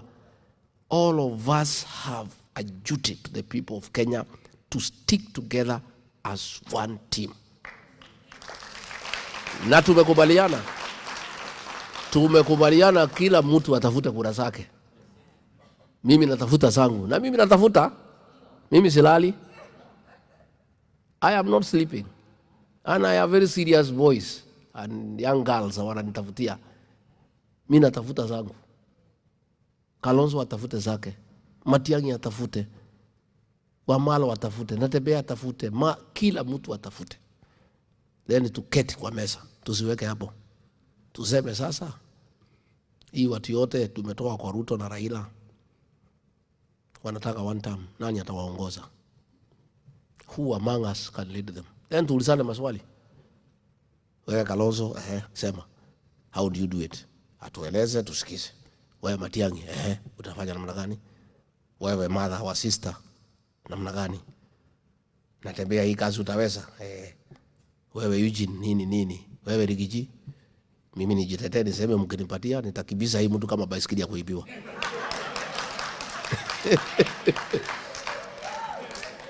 Then bora tutoe one, and I want to give my commitment here at the Hilton here in the States that if the formula does not favor me, I will support whoever the formula favors.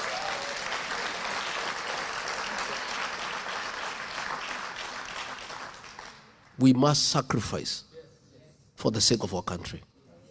And not because of our tribe, for the country called Kenya. And there is no Kenya who is not suffering.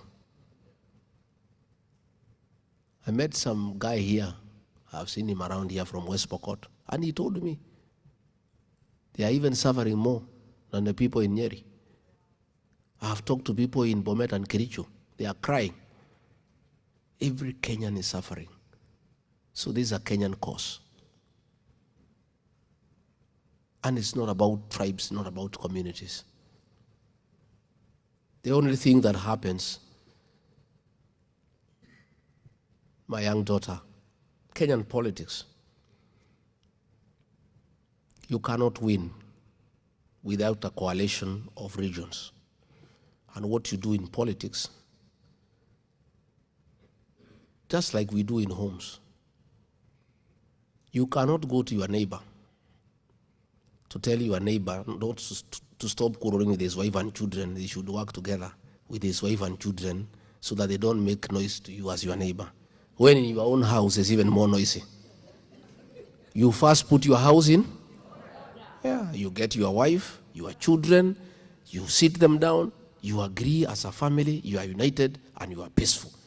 And that house is having love and unity and living peacefully.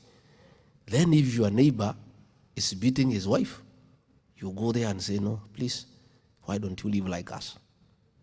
So what we have done is first you take care of your house. And then you go and look for friends and neighbors. And that is what I did. I united my own house. And the children are happy. And everybody is happy. And then I went to look for my cousins. Sindio, how do you go to engage your cousins when your own son is not listening to you? Uko na shida na mtoto wako na bibi yako. Alafu naanza kusema cousin kuja tukae pamoja. You must first take care of your house. When your house is one and is talking the same language, then you go and look for your cousins. Hi, Makuzo. Hi, cousins. Once you have looked for your cousins, you go and look for your in-laws. Sindio? That's the way it goes.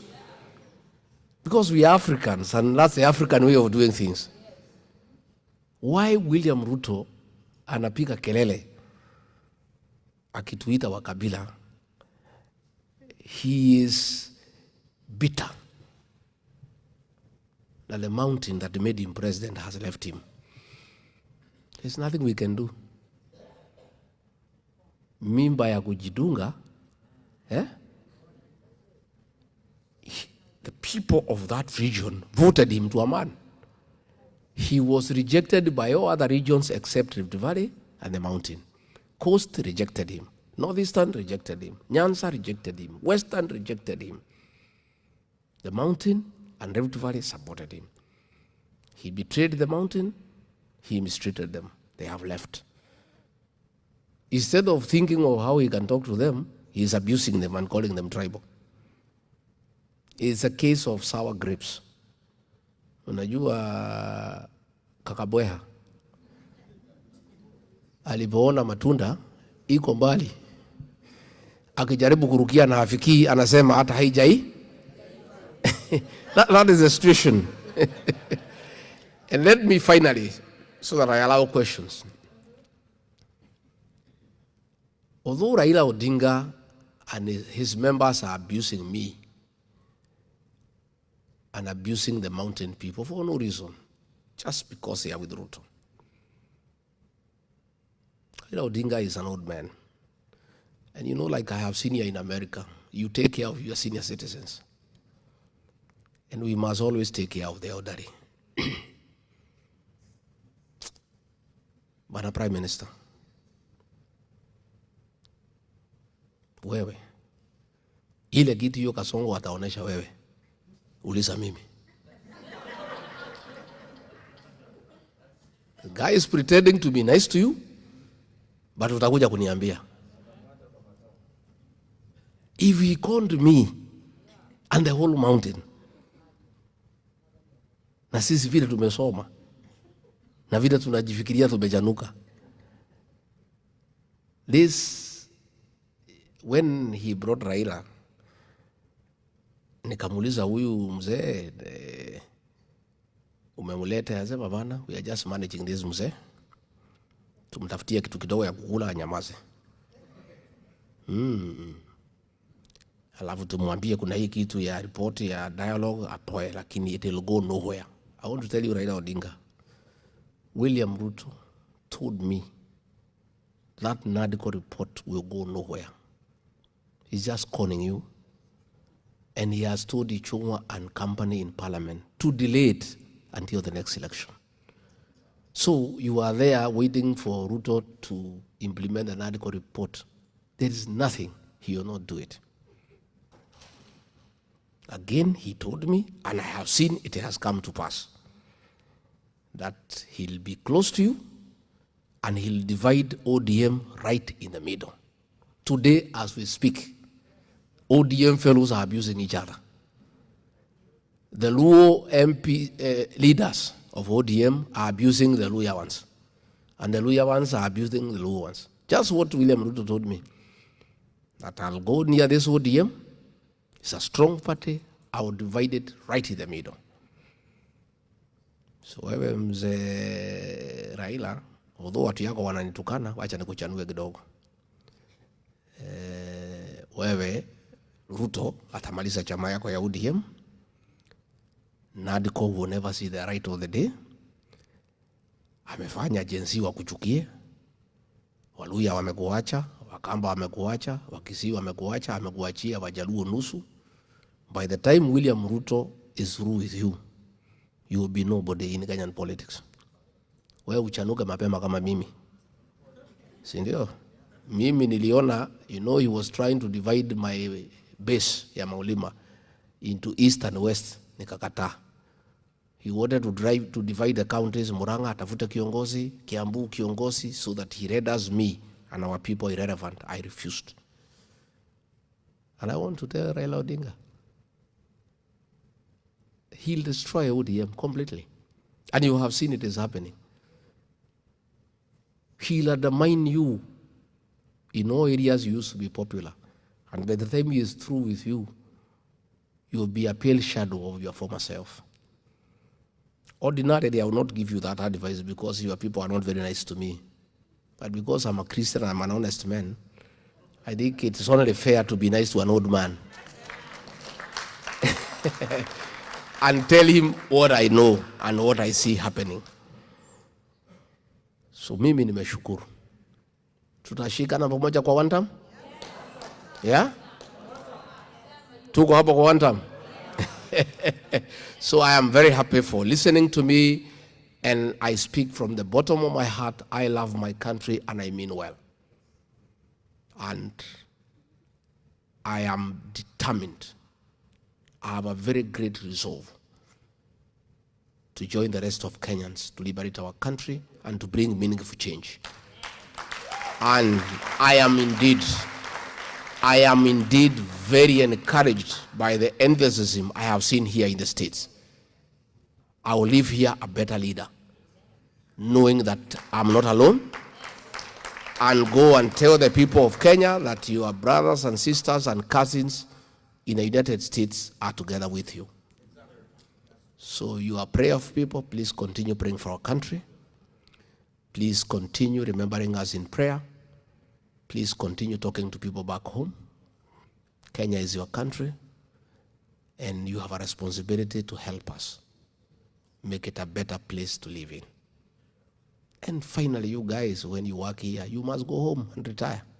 And you want to find a beautiful place, a peaceful place, a place where things are working, where health systems are working, where roads are passable, where there is water and electricity.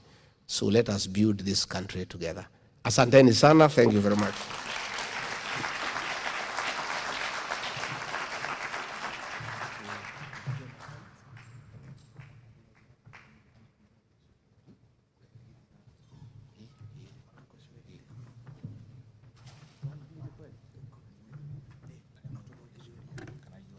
Tuko na maswali? Wananiuliza kama waniletee kiti, mimi siwezi kaa. I'm a strong guy.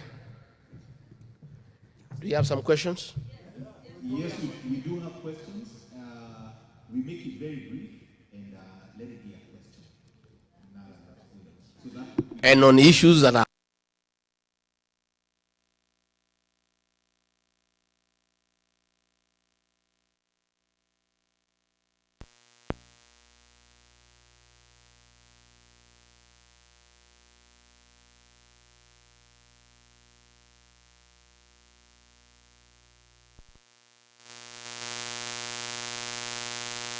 And I have probably two quick questions, but just before I say that, I think I have a call to the diaspora. We have a challenge with how we shape the flow of money into our politics. And we have a duty to talk to our people back home that when Rigiji and others are going to seek for positions, look at them and tell our people that there is no individual who loves their country so much that they want to come and spend 20 billion to be a leader. It doesn't happen. Wale muna employ house helps, you know. There is no way a house help is coming to tell you that today I have so much money I want to give you so that you give me the job. It does not make sense. We have a responsibility for that. Number two, like His Excellency has said, those of you who have lived experiences where you have seen systems work, we would encourage you, and I speak both as a journalist and as a Kenyan, we have a duty to encourage many of us as possible to go and seek elective positions so that we can demonstrate to our people that politics can be played in a different way. I challenge all of us to do that. And lastly, so that I ask the question, in 2022, I'm a journalist, like I said, so that's my disclaimer, and indulge me on that. In 2022, only less than 3,000 Kenyans in the diaspora voted. We have to encourage ourselves. And remember, Kenya Kwanza won by a mere 233,000 votes. That tells you that had diaspora in the US turned up to vote, we would have had diaspora swing the vote and give Kenyans a better candidate. We have an opportunity in the next elections. Let me ask my question. Honorable Rigiji, in your speech, you've spoken about a formula, and if it doesn't favor you. Now, it means that within your ranks, you have an idea of a formula. What is that formula, and what is the place of the Kenyan people in defining that formula and making that decision? In other words, how are you going to involve the Kenyan people in making that decision on who becomes the flag bearer? My second and last question. You have quite some influence with members of parliament and other National Assembly, the Senate and the county assemblies. Some of the proposals you're talking about in terms of, for example, increasing polling stations in diaspora, a greater participation of the diaspora people require some level of legislative input before the next elections. And knowing William Ruto, he will block every attempt to legislate and make policy changes that would make it impossible for him to hold on to power. How do you intend to navigate that space, considering that you know William Ruto more than all of us in this room? I would have more, and I know we'll have an opportunity to engage with you. I leave it at that for now. Thank you. Now, guys, because of time, and there are so many who have questions, can we make our questions very brief so that also His Excellency can have time to answer? Okay, first I will start by introducing myself. My name is Evangeline Kirigwa. I founded the Diaspora Initiative for Civic Engagement a few years back. And for anyone needing information on how to engage, you can reach out to me. So my few questions, the first thing, Honorable Your Excellency Rigiji, it's nice to meet you. Thank you for being so engaged, so vivacious. We're following things with a lot of interest, and I'm glad to meet you today. So I have a few things to bring up. The first thing is when we fly to Kenya, when we land in Jomo Kenyatta, we are checked in, it's still a shed. It was meant to be temporary housing a few years back. It's almost 10 years, we are still being housed in migrations within a tent. It's a shame. My other issue is that I was brought up on coffee money. My school fees was paid on coffee money. Now, because coffee is killed to punish people of the mountain, and my family is a victim of that, how are you going to revive this very important industry? And the other thing is a few things that need to be addressed in government. I have several issues. I have a document I've prepared. It's been over several years. I've not been able to present to the right person. I'll be willing to present it to you and receive your feedback. I don't know if you have a note taker present, but I would want to engage with that person and follow up because we need this. This economy needs to be built up. We need proper salaries for doctors, police, teachers, nurses, people who are in very, very important sections of our country. For the welfare of the nation, these people need to be supported. Without even alluding into SHA and all the others, these things need to be addressed, and I'm really interested in hearing. Again, I'm saying if you have a note taker present in this meeting, I would like that person to reach out to me, and I will give my phone number. It's 240-418-1736, note taker, 240-418. Yeah, my number is 240-418-1736. I would like to reach out and I want to engage for the future. Thank you. Okay. We will be moving sides and sides. So I'll be back on this side. Oh, okay. You'll have time. Only 3 questions. Good evening, Honorable Rigiji. My name is Jefferson Choti. It was nice fellowshipping with you earlier today. My question is going to be simple. I'm going to keep it pretty short. I'm concerned about our involvement in Haiti. What are your thoughts on that? And why are we there? Why are our troops or police there? Thank you for making it brief. Are you done on that side? I have right here. Make it brief, straight to the point. And please, one question. One question, please. Yeah, I only have one. I have a question about the developers in Kenya. As here as diaspora, sometimes we are not able to go home and build our homes or even do any kind of project. We have developers in Kenya. They say they are going to deliver, but they do not deliver. There's no accountability for us to go back and account for them. Can you tell us what the government can do? Make them accountable for the developers. They care the developers. They have to have some kind of insurance. If you don't deliver, you pay the people that you took the money from. Thank you. Thank you.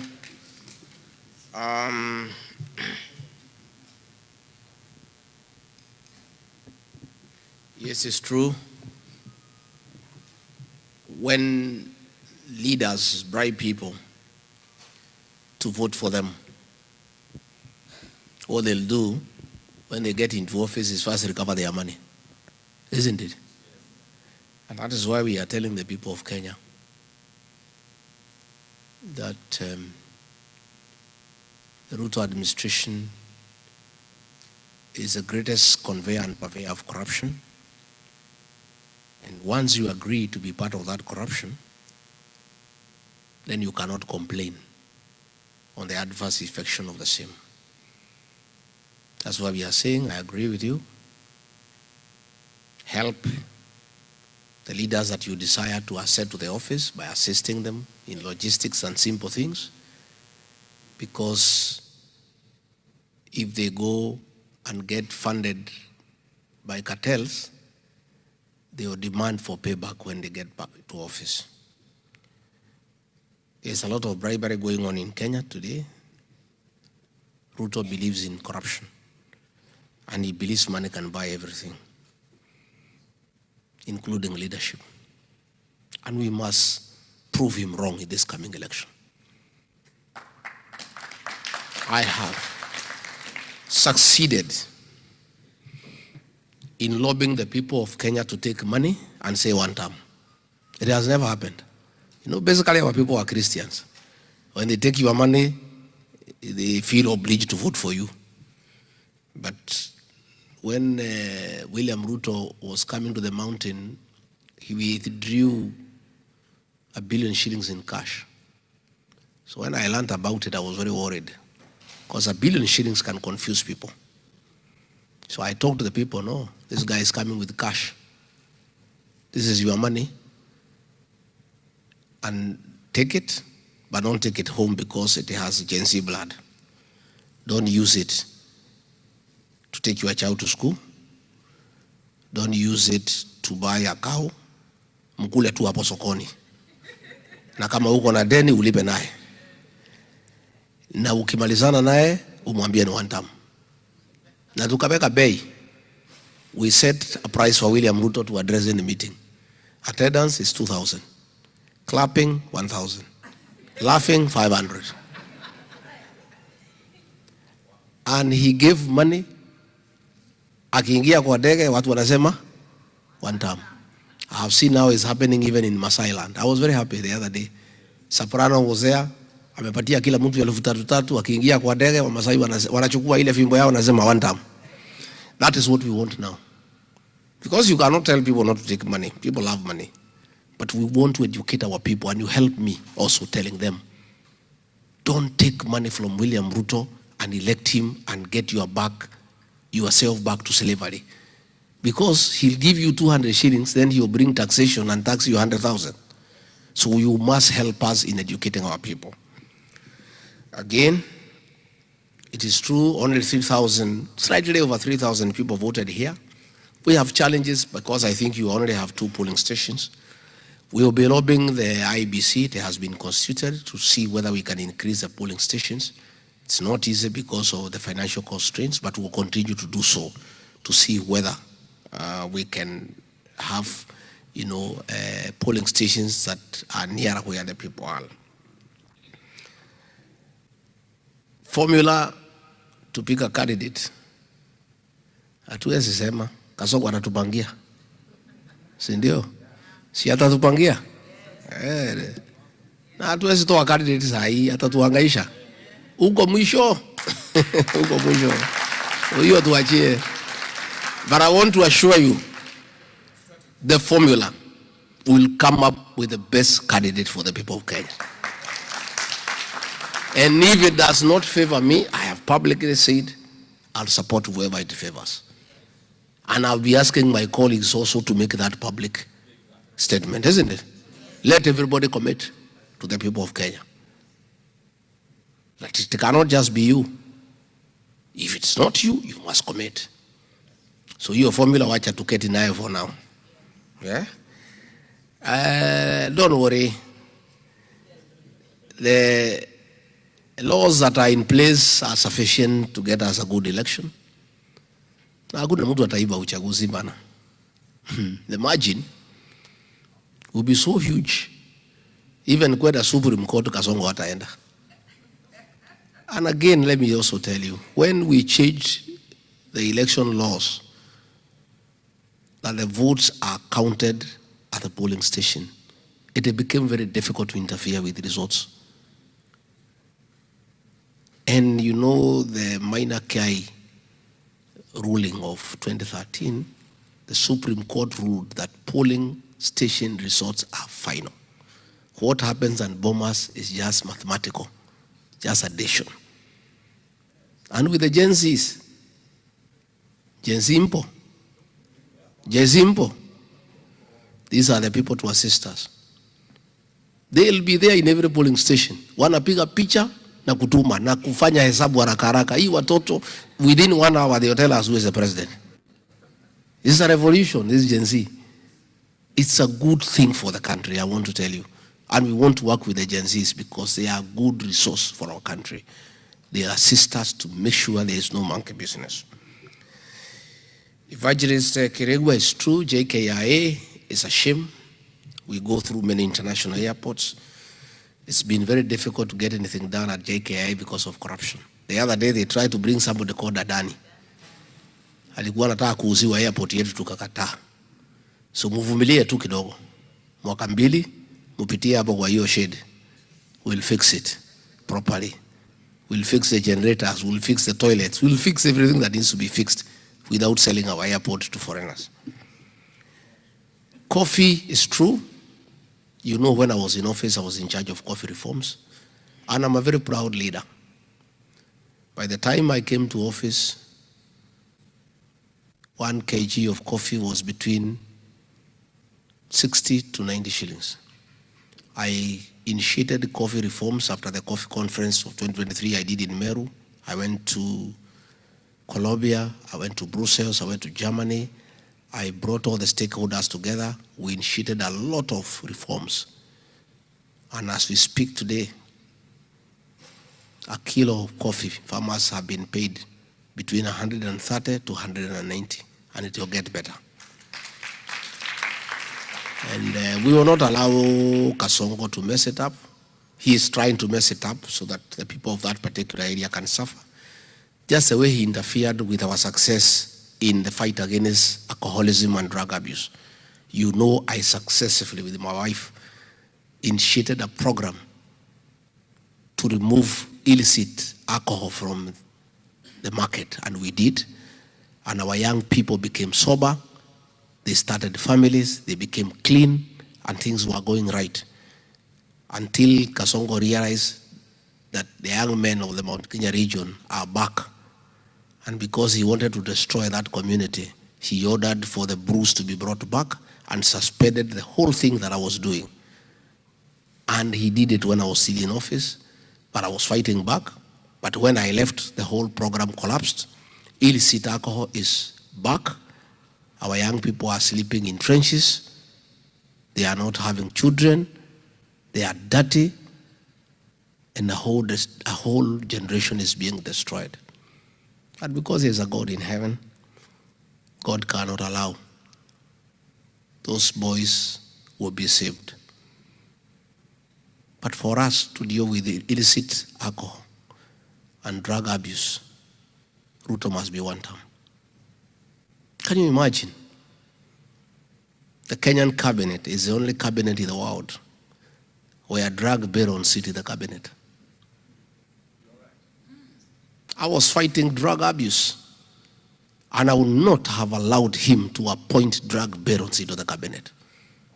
He edged me out because he wanted to bring drug barons. 2 drug barons. Even they cannot come to the United States. You know them. 2 of them. They sit in the cabinet, Kenyan cabinet, drug barons.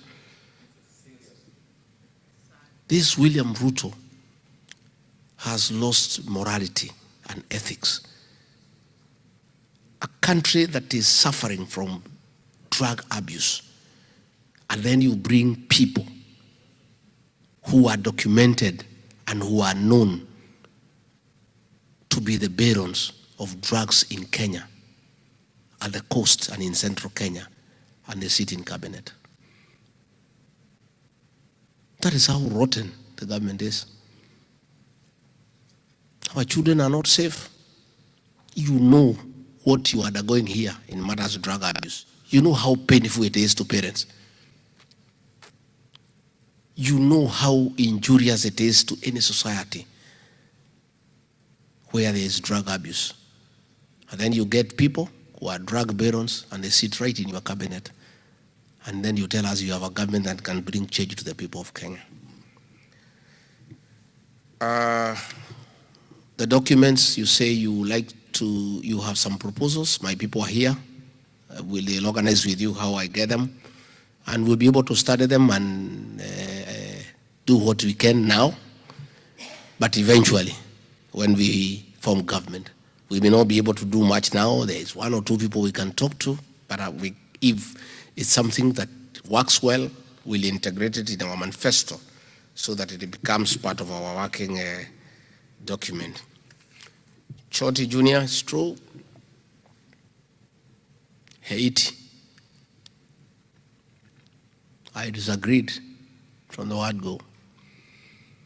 How do you say policemen to go and deal with criminal gangs.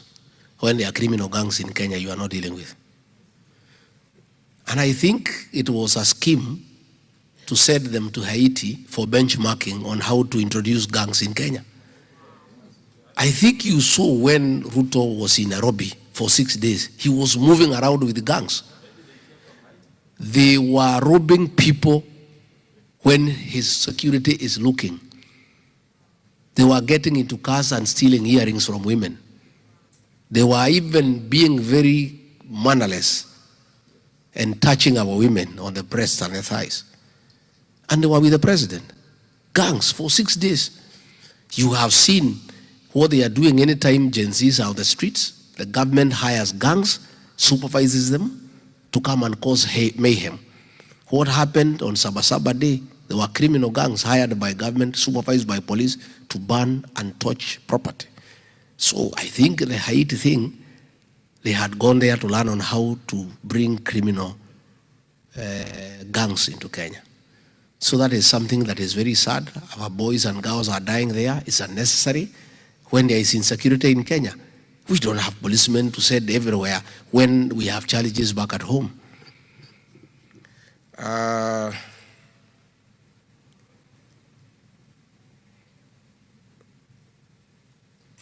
Finally, the issue of developers is true. I know you people have undergone many challenges when you are trying to build homes and you send money to people. They con you. Sometimes you want to buy a plot, you find you bought air. Sindio? Sometimes even your own relatives have conned you. Unamtumia pesa akujengea nyumba, anapiga ya jirani anakuambia ni yako. There are those challenges. It's something we'll work on how we agree to have a few farms that are certified by government with guarantees and insurances that when you send your money, they do what you have agreed. We'll work on it. That is something between ourselves and yourselves. We'll agree on how it works best so that we get people who can be able to help people who are away to develop their motherland. That is something we are going to do, and do some regulation and agree on how we regulate people who can develop on behalf of the people in the diaspora. People who can transact on land on behalf of the people who are far away is something that we can work on. Next two more questions. Yes, Gen Z uko nyuma. Give that guy there. Okay. On. Rep. When I grow up, I would like to have muscles like you. Thank you. Yeah, so I have one question for you, former DP. You've talked about 2027 being an important election for the whole of Kenya, just based off everything that's happening, the crisis and all. But then you've mentioned a lineup of people who, in one way or another, have failed the country. You've mentioned Kalonzo, Omalwa, Martha Karua, and all the other people who are running. But in one way or another, each of them have had backroom deals in the past to more or less further their own agendas. So as the young adults who are thinking at 2027, we don't want a repeat and a recycling of the same tyrants who've been up and up again. What do you tell us if you yourself have said you were the one who gave Ruto the votes to win back then, right? You're the one who gave him Mount Kenya. So why should we as the young adults getting into 2027 trust you to lead us again to another election when you say, what's the word for it? The lineup of 2027 will not be announced until the end, so it's not affected by Ruto. Why should we then, close to the election in 2027, trust your judgment when back then it's given us Ruto right now? So why should we trust you in 2027 when we are where we are right now? That's a good question. I have said about the people who have declared, the field is open. We are waiting for people to come up, including the young people. Unfortunately, the few who had come up initially were compromised by Kasongo. So you have seen them. Those young ones. One is with Raila, the other one is with Kasongo. So as we go on, the people of Kenya will choose among those who come up. And there is absolutely nothing wrong with the new blood. But the new blood must offer themselves for leadership. You know, the young people are saying, we want young blood. I'm asking the young people, let them come up and come and sell themselves to the people of Kenya. Number two, why should you trust me? It's true, I made an error judgment. In my community, they say, making a mistake is not bad. What is unacceptable is repeating the same mistake. I had the choice to stay with Ruto and oppress Kenyans, and I decided not to. I gave up a job, a good job, very lucrative, with privileges, to stand with the people of Kenya. If I was a selfish person, if I was like Ruto, I would have just agreed to what he wanted. We just hung together, we killed children, or with Raila, you give him some little money, he hangs around. And why the young people trust me? When they needed somebody to stand with them, at their lowest, when they were being killed and called criminals and being butchered, I, as deputy president, stood with them and said, this is unacceptable. I cannot accept it, Mr. President. And I was the deputy president. And Ruto could not believe it, that I could tell him off when I'm in office. That's why the Gen Zs back home, they love me because I'm a very principled leader. And I am tested that when it mattered most, I made a decision that to some people looked very foolish and very dangerous, but to many people looked very courageous. It cost me a job, but I still think it was the right decision. Given another opportunity, I will still make the same decision. And the people of Kenya will make a decision whether they can trust me or not, and they will judge me depending on how I have acted before, where I needed to make a decision between standing with the truth and standing with comfort. So, tutaendelea. And why we are saying we have to wait is that we need one candidate to face this man. With his state resources and what he controls, if we name a candidate now, atamsumbua sana. Sana. So we have to be strategic because we are not just dealing with just any other ordinary Kenyan. So it's just a question of strategy. As for now, our candidate is Ruto must go. Our plan is one term. Okay? It must remain that way for quite some bit of time. And he is very unhappy with it. He is very unhappy with it. Anataka tuseme ni Rigiji. Dia sema hii mtu ni mukabila. Nini atufungulie makesi nini what atusumbue to make sure that we cannot even campaign. So acha akae namna hiyo. Candidate, his opponent for now is Ruto must go, and the plan for the opposition is one term. Akae na hiyo kwanza. Okay. So thank you for coming and visiting. My questions are two. The first one is related to development and property acquisition. So we know today it takes so long to go through that process. I mean, it could be years. In my family, we have two cases. One is 17 years, the succession issue. Another one is 6 years waiting to have some subdivision and all that. So when you look at those kinds of things, they discourage people from acquiring property. Discourage us from sending more money back to buy things back home. And in contrast with the US, you have places where this process takes like 30 days. And you might not even need to meet the person selling the property. Everything goes so smoothly, and within 30 days, everything is done. And I keep wondering, why can't we do that in Kenya as well? Because we will get the the funds sent back to Kenya quicker because we are able to build more stuff there.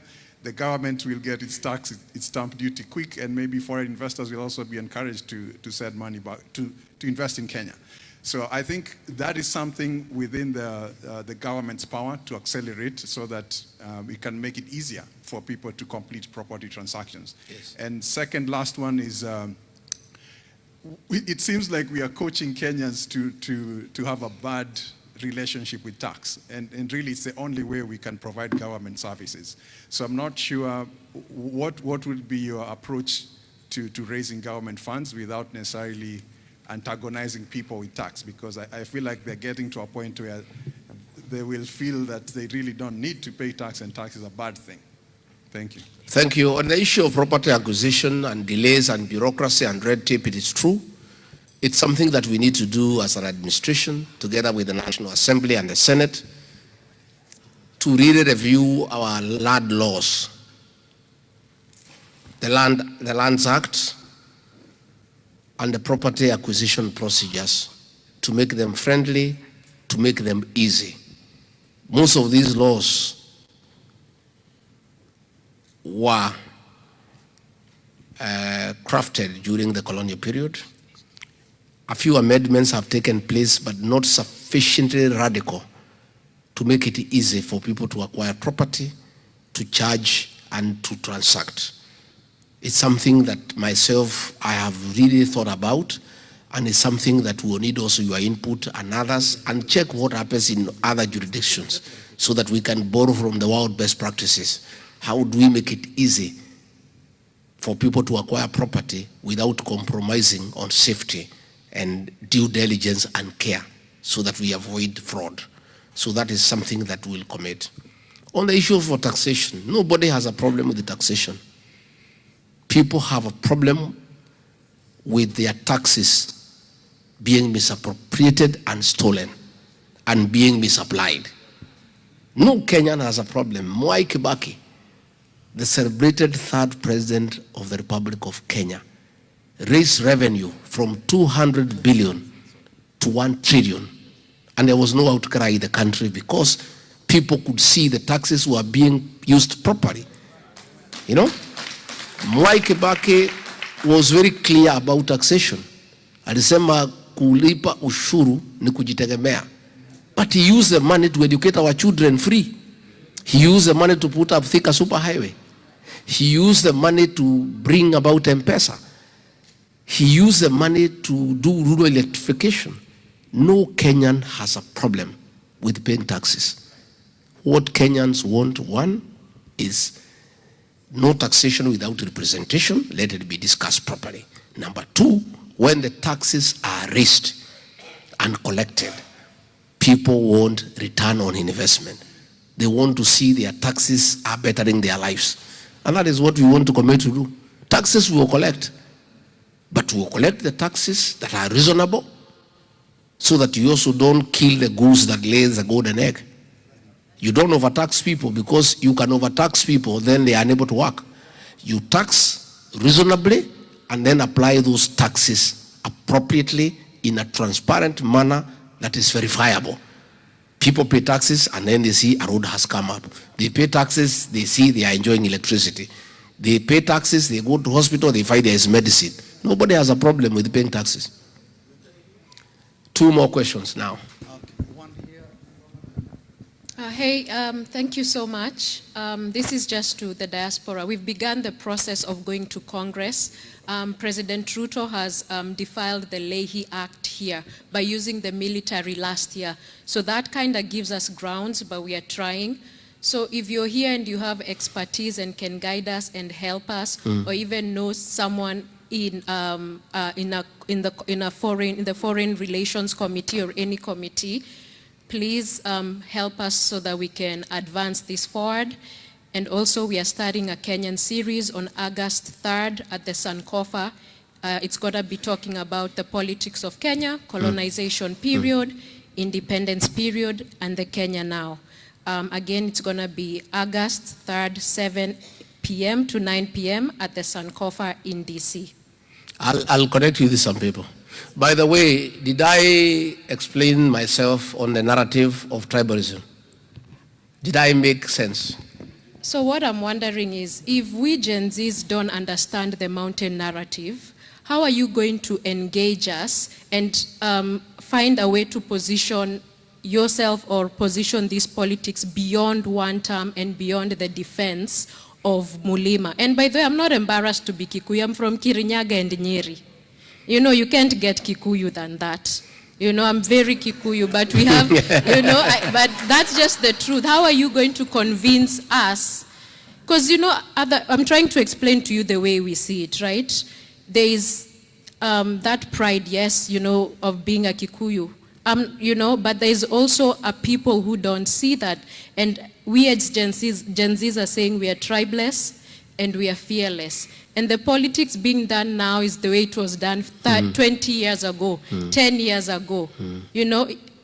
And that is what is really scaring us, because if we divide ourselves, if you say you're coming to the defense of Mulima, then there's someone in, I don't know, Rift Valley or Western, who will also say they are going to that defense. And then there will be another group, I don't know, in,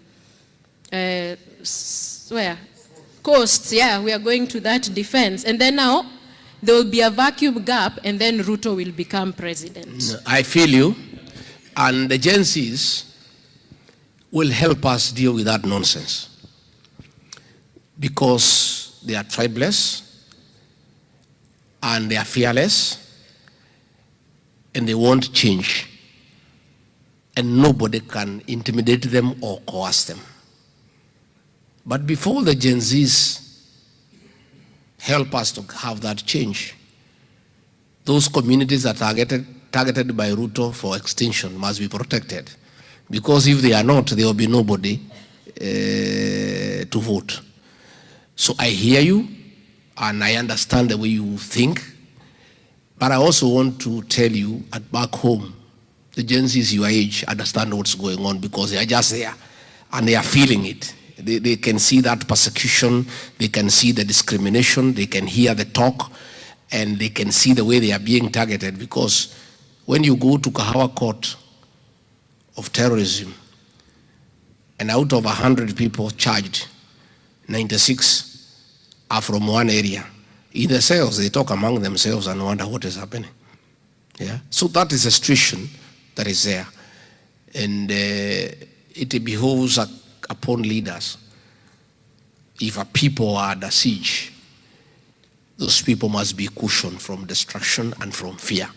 Because if they become fearful, then the oppressor has succeeded. You see, people want to intimidate people into fear. The Gen Zs cannot be intimidated. But the rest of the population, they buy fear quite quickly. So we must keep on reassuring them, no. Nobody will target you. Nobody will wipe you out. Nobody will destroy your businesses, so that they feel comfortable and they are able to soldier on. You must keep on giving people assurances, especially where fear is being sold. Most of members of parliament are one term, but they cannot dare say because of fear. They cannot even go to a meeting where one term is being discussed because of fear. So you just find a few of them who are courageous. And that's where the Gen Zs now have become a movement, because they are fearless and they simply don't care. And it has even reached a place where I had to ask the Gen Zs, please, you have made your point. This guy has said you should be shot, and he's doing it. I'm requesting you, much as you are fearless, I need you to help me get the change. And for you to be useful, and for you to enjoy the change you desire, you need to be alive. And this guy is already killing you. So much as you are fearless, you cannot walk into death when you can see this is death, isn't it? So we have to blend that courage, that fearlessness, also with reality. And as a parent, as an elder, I also have a responsibility also to guide my children. Where I feel they are in danger, where I can see they can lose their lives, I have a responsibility, much as they are fearless, much as we need them to help us get the change that we desire. It will be responsible on my part as a leader to to allow them to walk into death when I can see. So we continue balancing these things. It's a very difficult, delicate act, but we are getting there. So don't worry, my dear, things will be okay. I'll connect with some people so that we can work around what you are doing, and you are doing a good thing. Please continue with that advocacy, and that is the way to go. And I want to assure you, young girl, don't ask me what I'll do for you if I'm elected president or in the government that will form. I want you to come to be part of that government. We do it together. I want the agencies to sit on the decision-making table so that they are part of the solution of Kenya's problem. I am also aware sufficiently that these agencies who are pushing Ruto to the corner and is not sleeping. Once we are elected, if we don't measure up to their expectation, they will drive us out of town. Very furiously and with brutal efficiency. So the only way for us to be safe is to bring the agencies on board so that if there is a backlash, we suffer together from their colleagues. Last one, so that we have to go. Okay. Hi, cousin. Hi, cousin. I'm speaking on behalf of cousins. Yes, please do. I'm not from Central Province. I'm from your cousin section. Yes. So my question is direct, and it is about job creation. Yes. I want to talk about national job creation and arid and semi-arid areas job creation, because I think if we create those jobs, we are going to stabilize that country. So my first question is at national level. What are your plans to create jobs? To create jobs in Kenya? And my second question is still about creating jobs, and I want to talk about an area that we feel like we are not in the planning table with the rest of, we haven't been there for a long time. That is arid and semi-arid areas. When you look at the statistics in Kenya, 80% of the country is arid and semi-arid.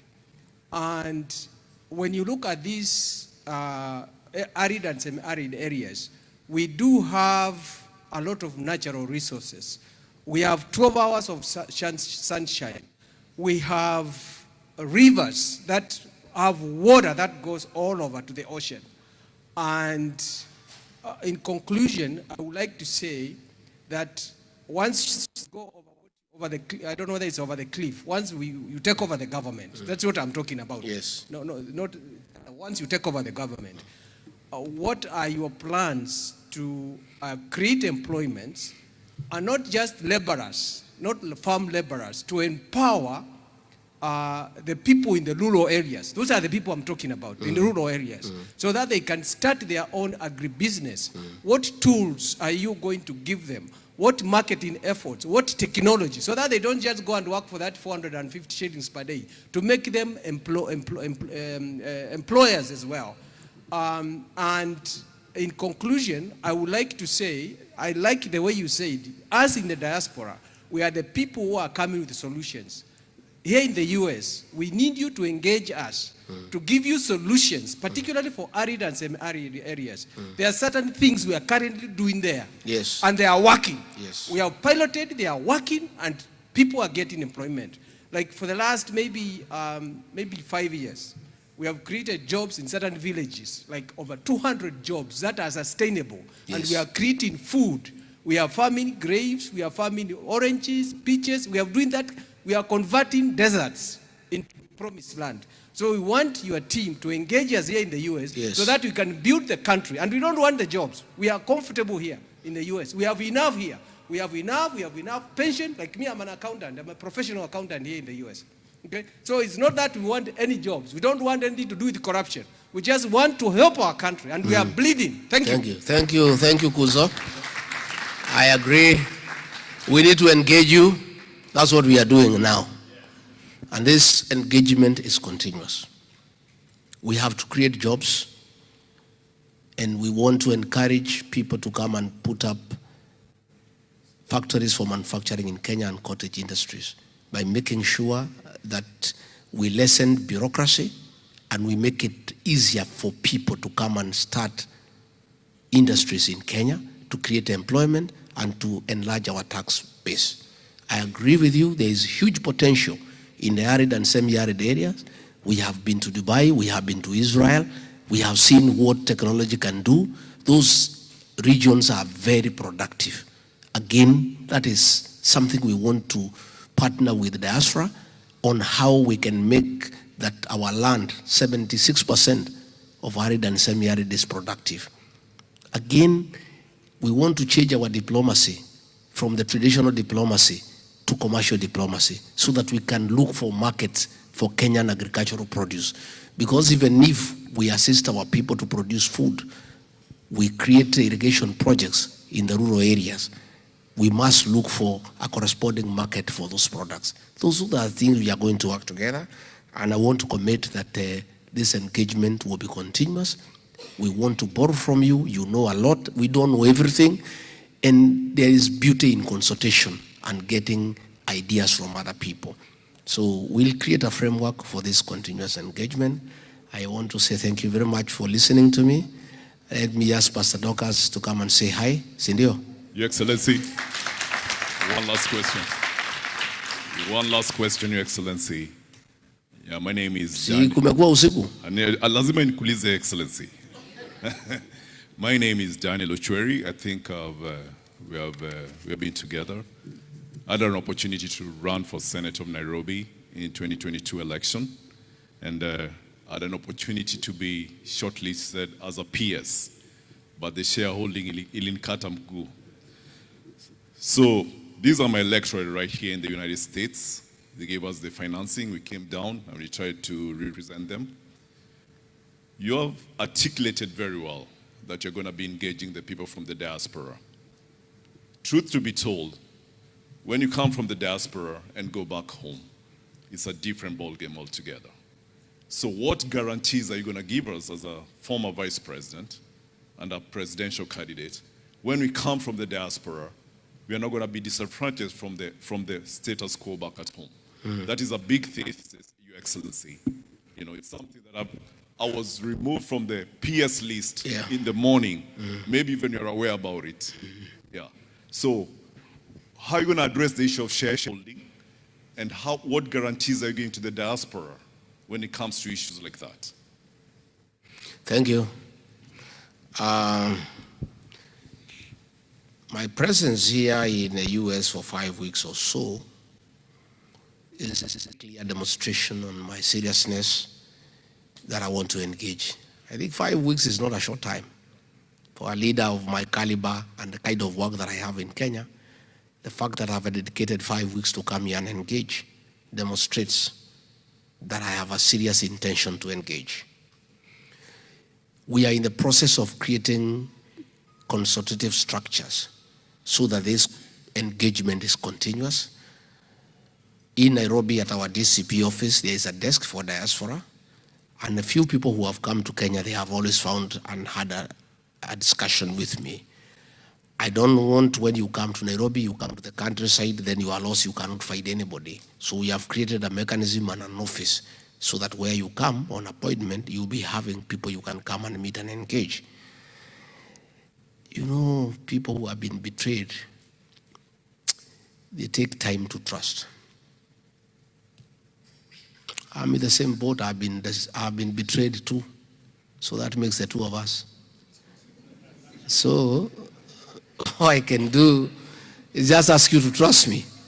I can't do anything beyond there because I don't know how to convince you that I'm different. The only thing I know is that I've demonstrated that I'm an honest person. I can sacrifice personal comfort for the common good. I also want to succeed. We don't just want William Ruto to go home. We also want our country to be a good country. We want to succeed. And we have agreed here that the diaspora people are a very serious partner for you to succeed. So I will be foolish. I will be short-sighted. I will be unstrategic not to engage because we are looking for partners. How do we develop our country alone? Our public debt now is almost going to 12 trillion. Unless we have serious injection of capital through foreign direct investment, we will not get anywhere. So these people to come and invest in Kenya will come from where? I am sufficiently aware that I must work with you to be able to get people to come and set up those factories, to come and assist us in agribusiness, to come and transform arid and semi-arid lands.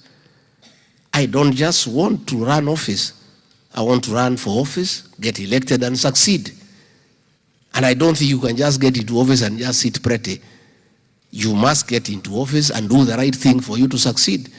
And one of the things we have identified, and that is why I'm here for 5 weeks and I'll be back again next year, is that you are a strategic partner that I need to engage. If you can trust that, tuendelee. If you can't, doubting Thomases are part of our lives. Sindio? And there's nothing you can do because people are people, you know. Tobias and Sanballat, part of our history. They are those who believe when they see, and it is right because people have been betrayed. When I said I'm coming to the US, many people doubted. They said, "Hiyo ni story ya jamba, story ya town." I'm here. So pole pole tutaenda tukizoeana, and we build trust slowly, isn't it? Trust will build it slowly, and with time you'll come to understand me. I'll come to understand you. I think we'll be good partners. Reverend Dorcas, come and say jambo.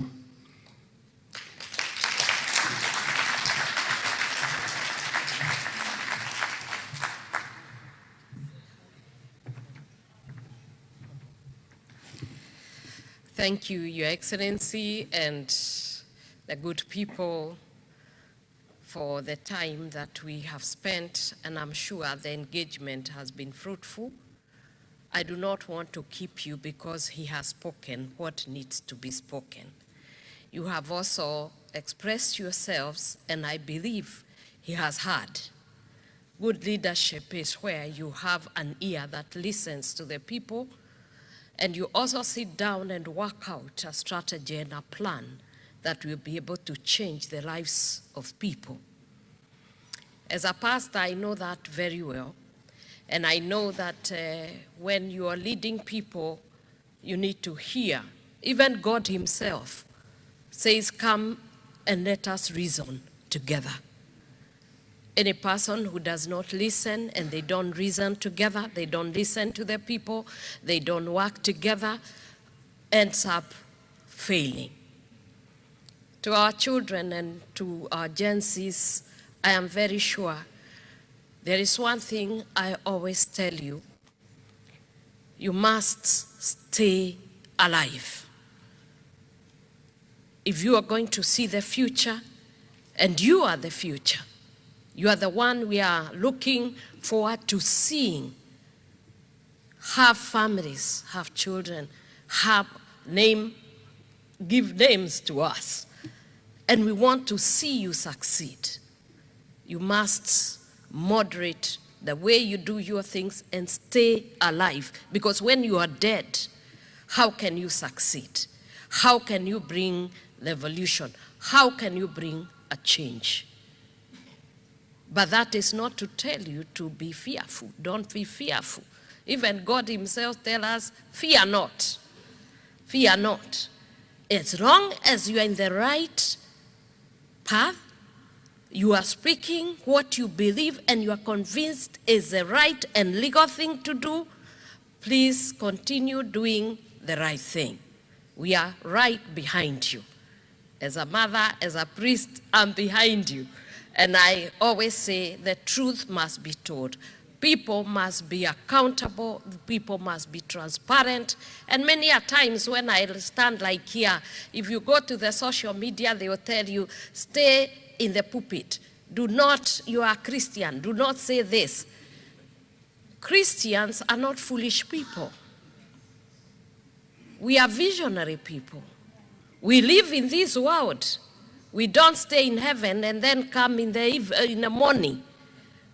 We travel on those roads that are bad. We are preaching to the people who are hurting. We are burying the children who are being killed. And therefore we have a voice and we have to speak. We have to stand firm. We have to tell those who need to be told that life and sanctity of life must be preserved. The rights of people must be preserved. And at the same time, I am His Excellency's spouse, and I don't apologize about that. And there is nothing wrong in being married to His Excellency. There's no crime there. The next thing, the fact that I'm married to him does not make me a person without a brain. I've gone to school. I went to the university. I have a degree. I'm a professional banker. I am a mother. I am a mother, and God has given me the joy of also serving the people. And therefore, when you see me standing and speaking, it's because I have a good husband who supports my vision and believes in me. I also believe in him. Let me tell you, if you are a man or a woman and your family can stand behind you and speak good things about you, then you are good. It is very hard to find children supporting and saying their father is good, or a wife saying the husband is good, or the husband saying their wife is good, unless maybe they are lying. But when it is true, and this one is true, you can see many people are out there speaking about this relationship. Family values are very important in a community. If marriages worked and the children were brought up in good families with morality, then you are going to have a good nation. And you cannot tell me that separating and divorcing families is the order of the day. This, I think, from where I stand, is the wrong thing to say. And therefore, as I stand here today, I really want to thank all of you for putting some hard questions on this man. And I also thank you, Your Excellency, for answering being honest. Speaking the truth is one of the basic human rights. Speak it. Even us, we know Jesus says, I am the truth, the way and the life. If you cannot speak the truth, then you don't know yourself. Speak it and you will suffer for it. But at the end of the day, the truth will set you free. And if you allow me, because I'm a pastor, can I pray with you? Let us pray. Our Heavenly Father, we want to thank you for this wonderful evening that you have given to us. We declare this was the day that you made, and we shall rejoice as a people together. And Lord God, we are praying for your Spirit to be upon us, that we will be united as one people, speaking one language, the language of love, the language of unity, the language of desirous that we are transparent, the language that says we are accountable not only to ourselves, but to you. We pray for our country, Kenya, Jehovah. And we pray that, Lord God, you will transform it and change it so that our children will have a heaven where they can thrive, where they can find jobs. We pray that, Lord God, you will give wisdom and knowledge and understanding to the leaders so that they can be able to open spaces where, Father God, the Kenyans can start to be proud of a country that you give us, a country that is good, a country with flora and fauna that is compared to none, a country with resources, minerals, resources which are also human resource. Father God, we pray that you will help us so that we can stand and be able to guide our children in the future. I pray for them that, Lord God Almighty, they will live and not die. We pray even for the boy child that, Lord, you will continue to guide them and to guard them and to protect them from aggression of those who bring drugs and illicit alcohol, those who kill them. Father God, we are praying that, Lord, you will open their eyes to see and to refuse to be misused and abused. And Father God, we are praying today that, Lord, as you have spoken to us, oh God, because we know when we speak, oh Jehovah, Father, with one another, your Spirit always speaks with us. There are many plans and there are many issues that have been discussed. May you give us a way out, because you make a way where there is no way. Thank you even for America, where many people from Kenya and other countries come, and Father God, they find a place to stay, jobs to do.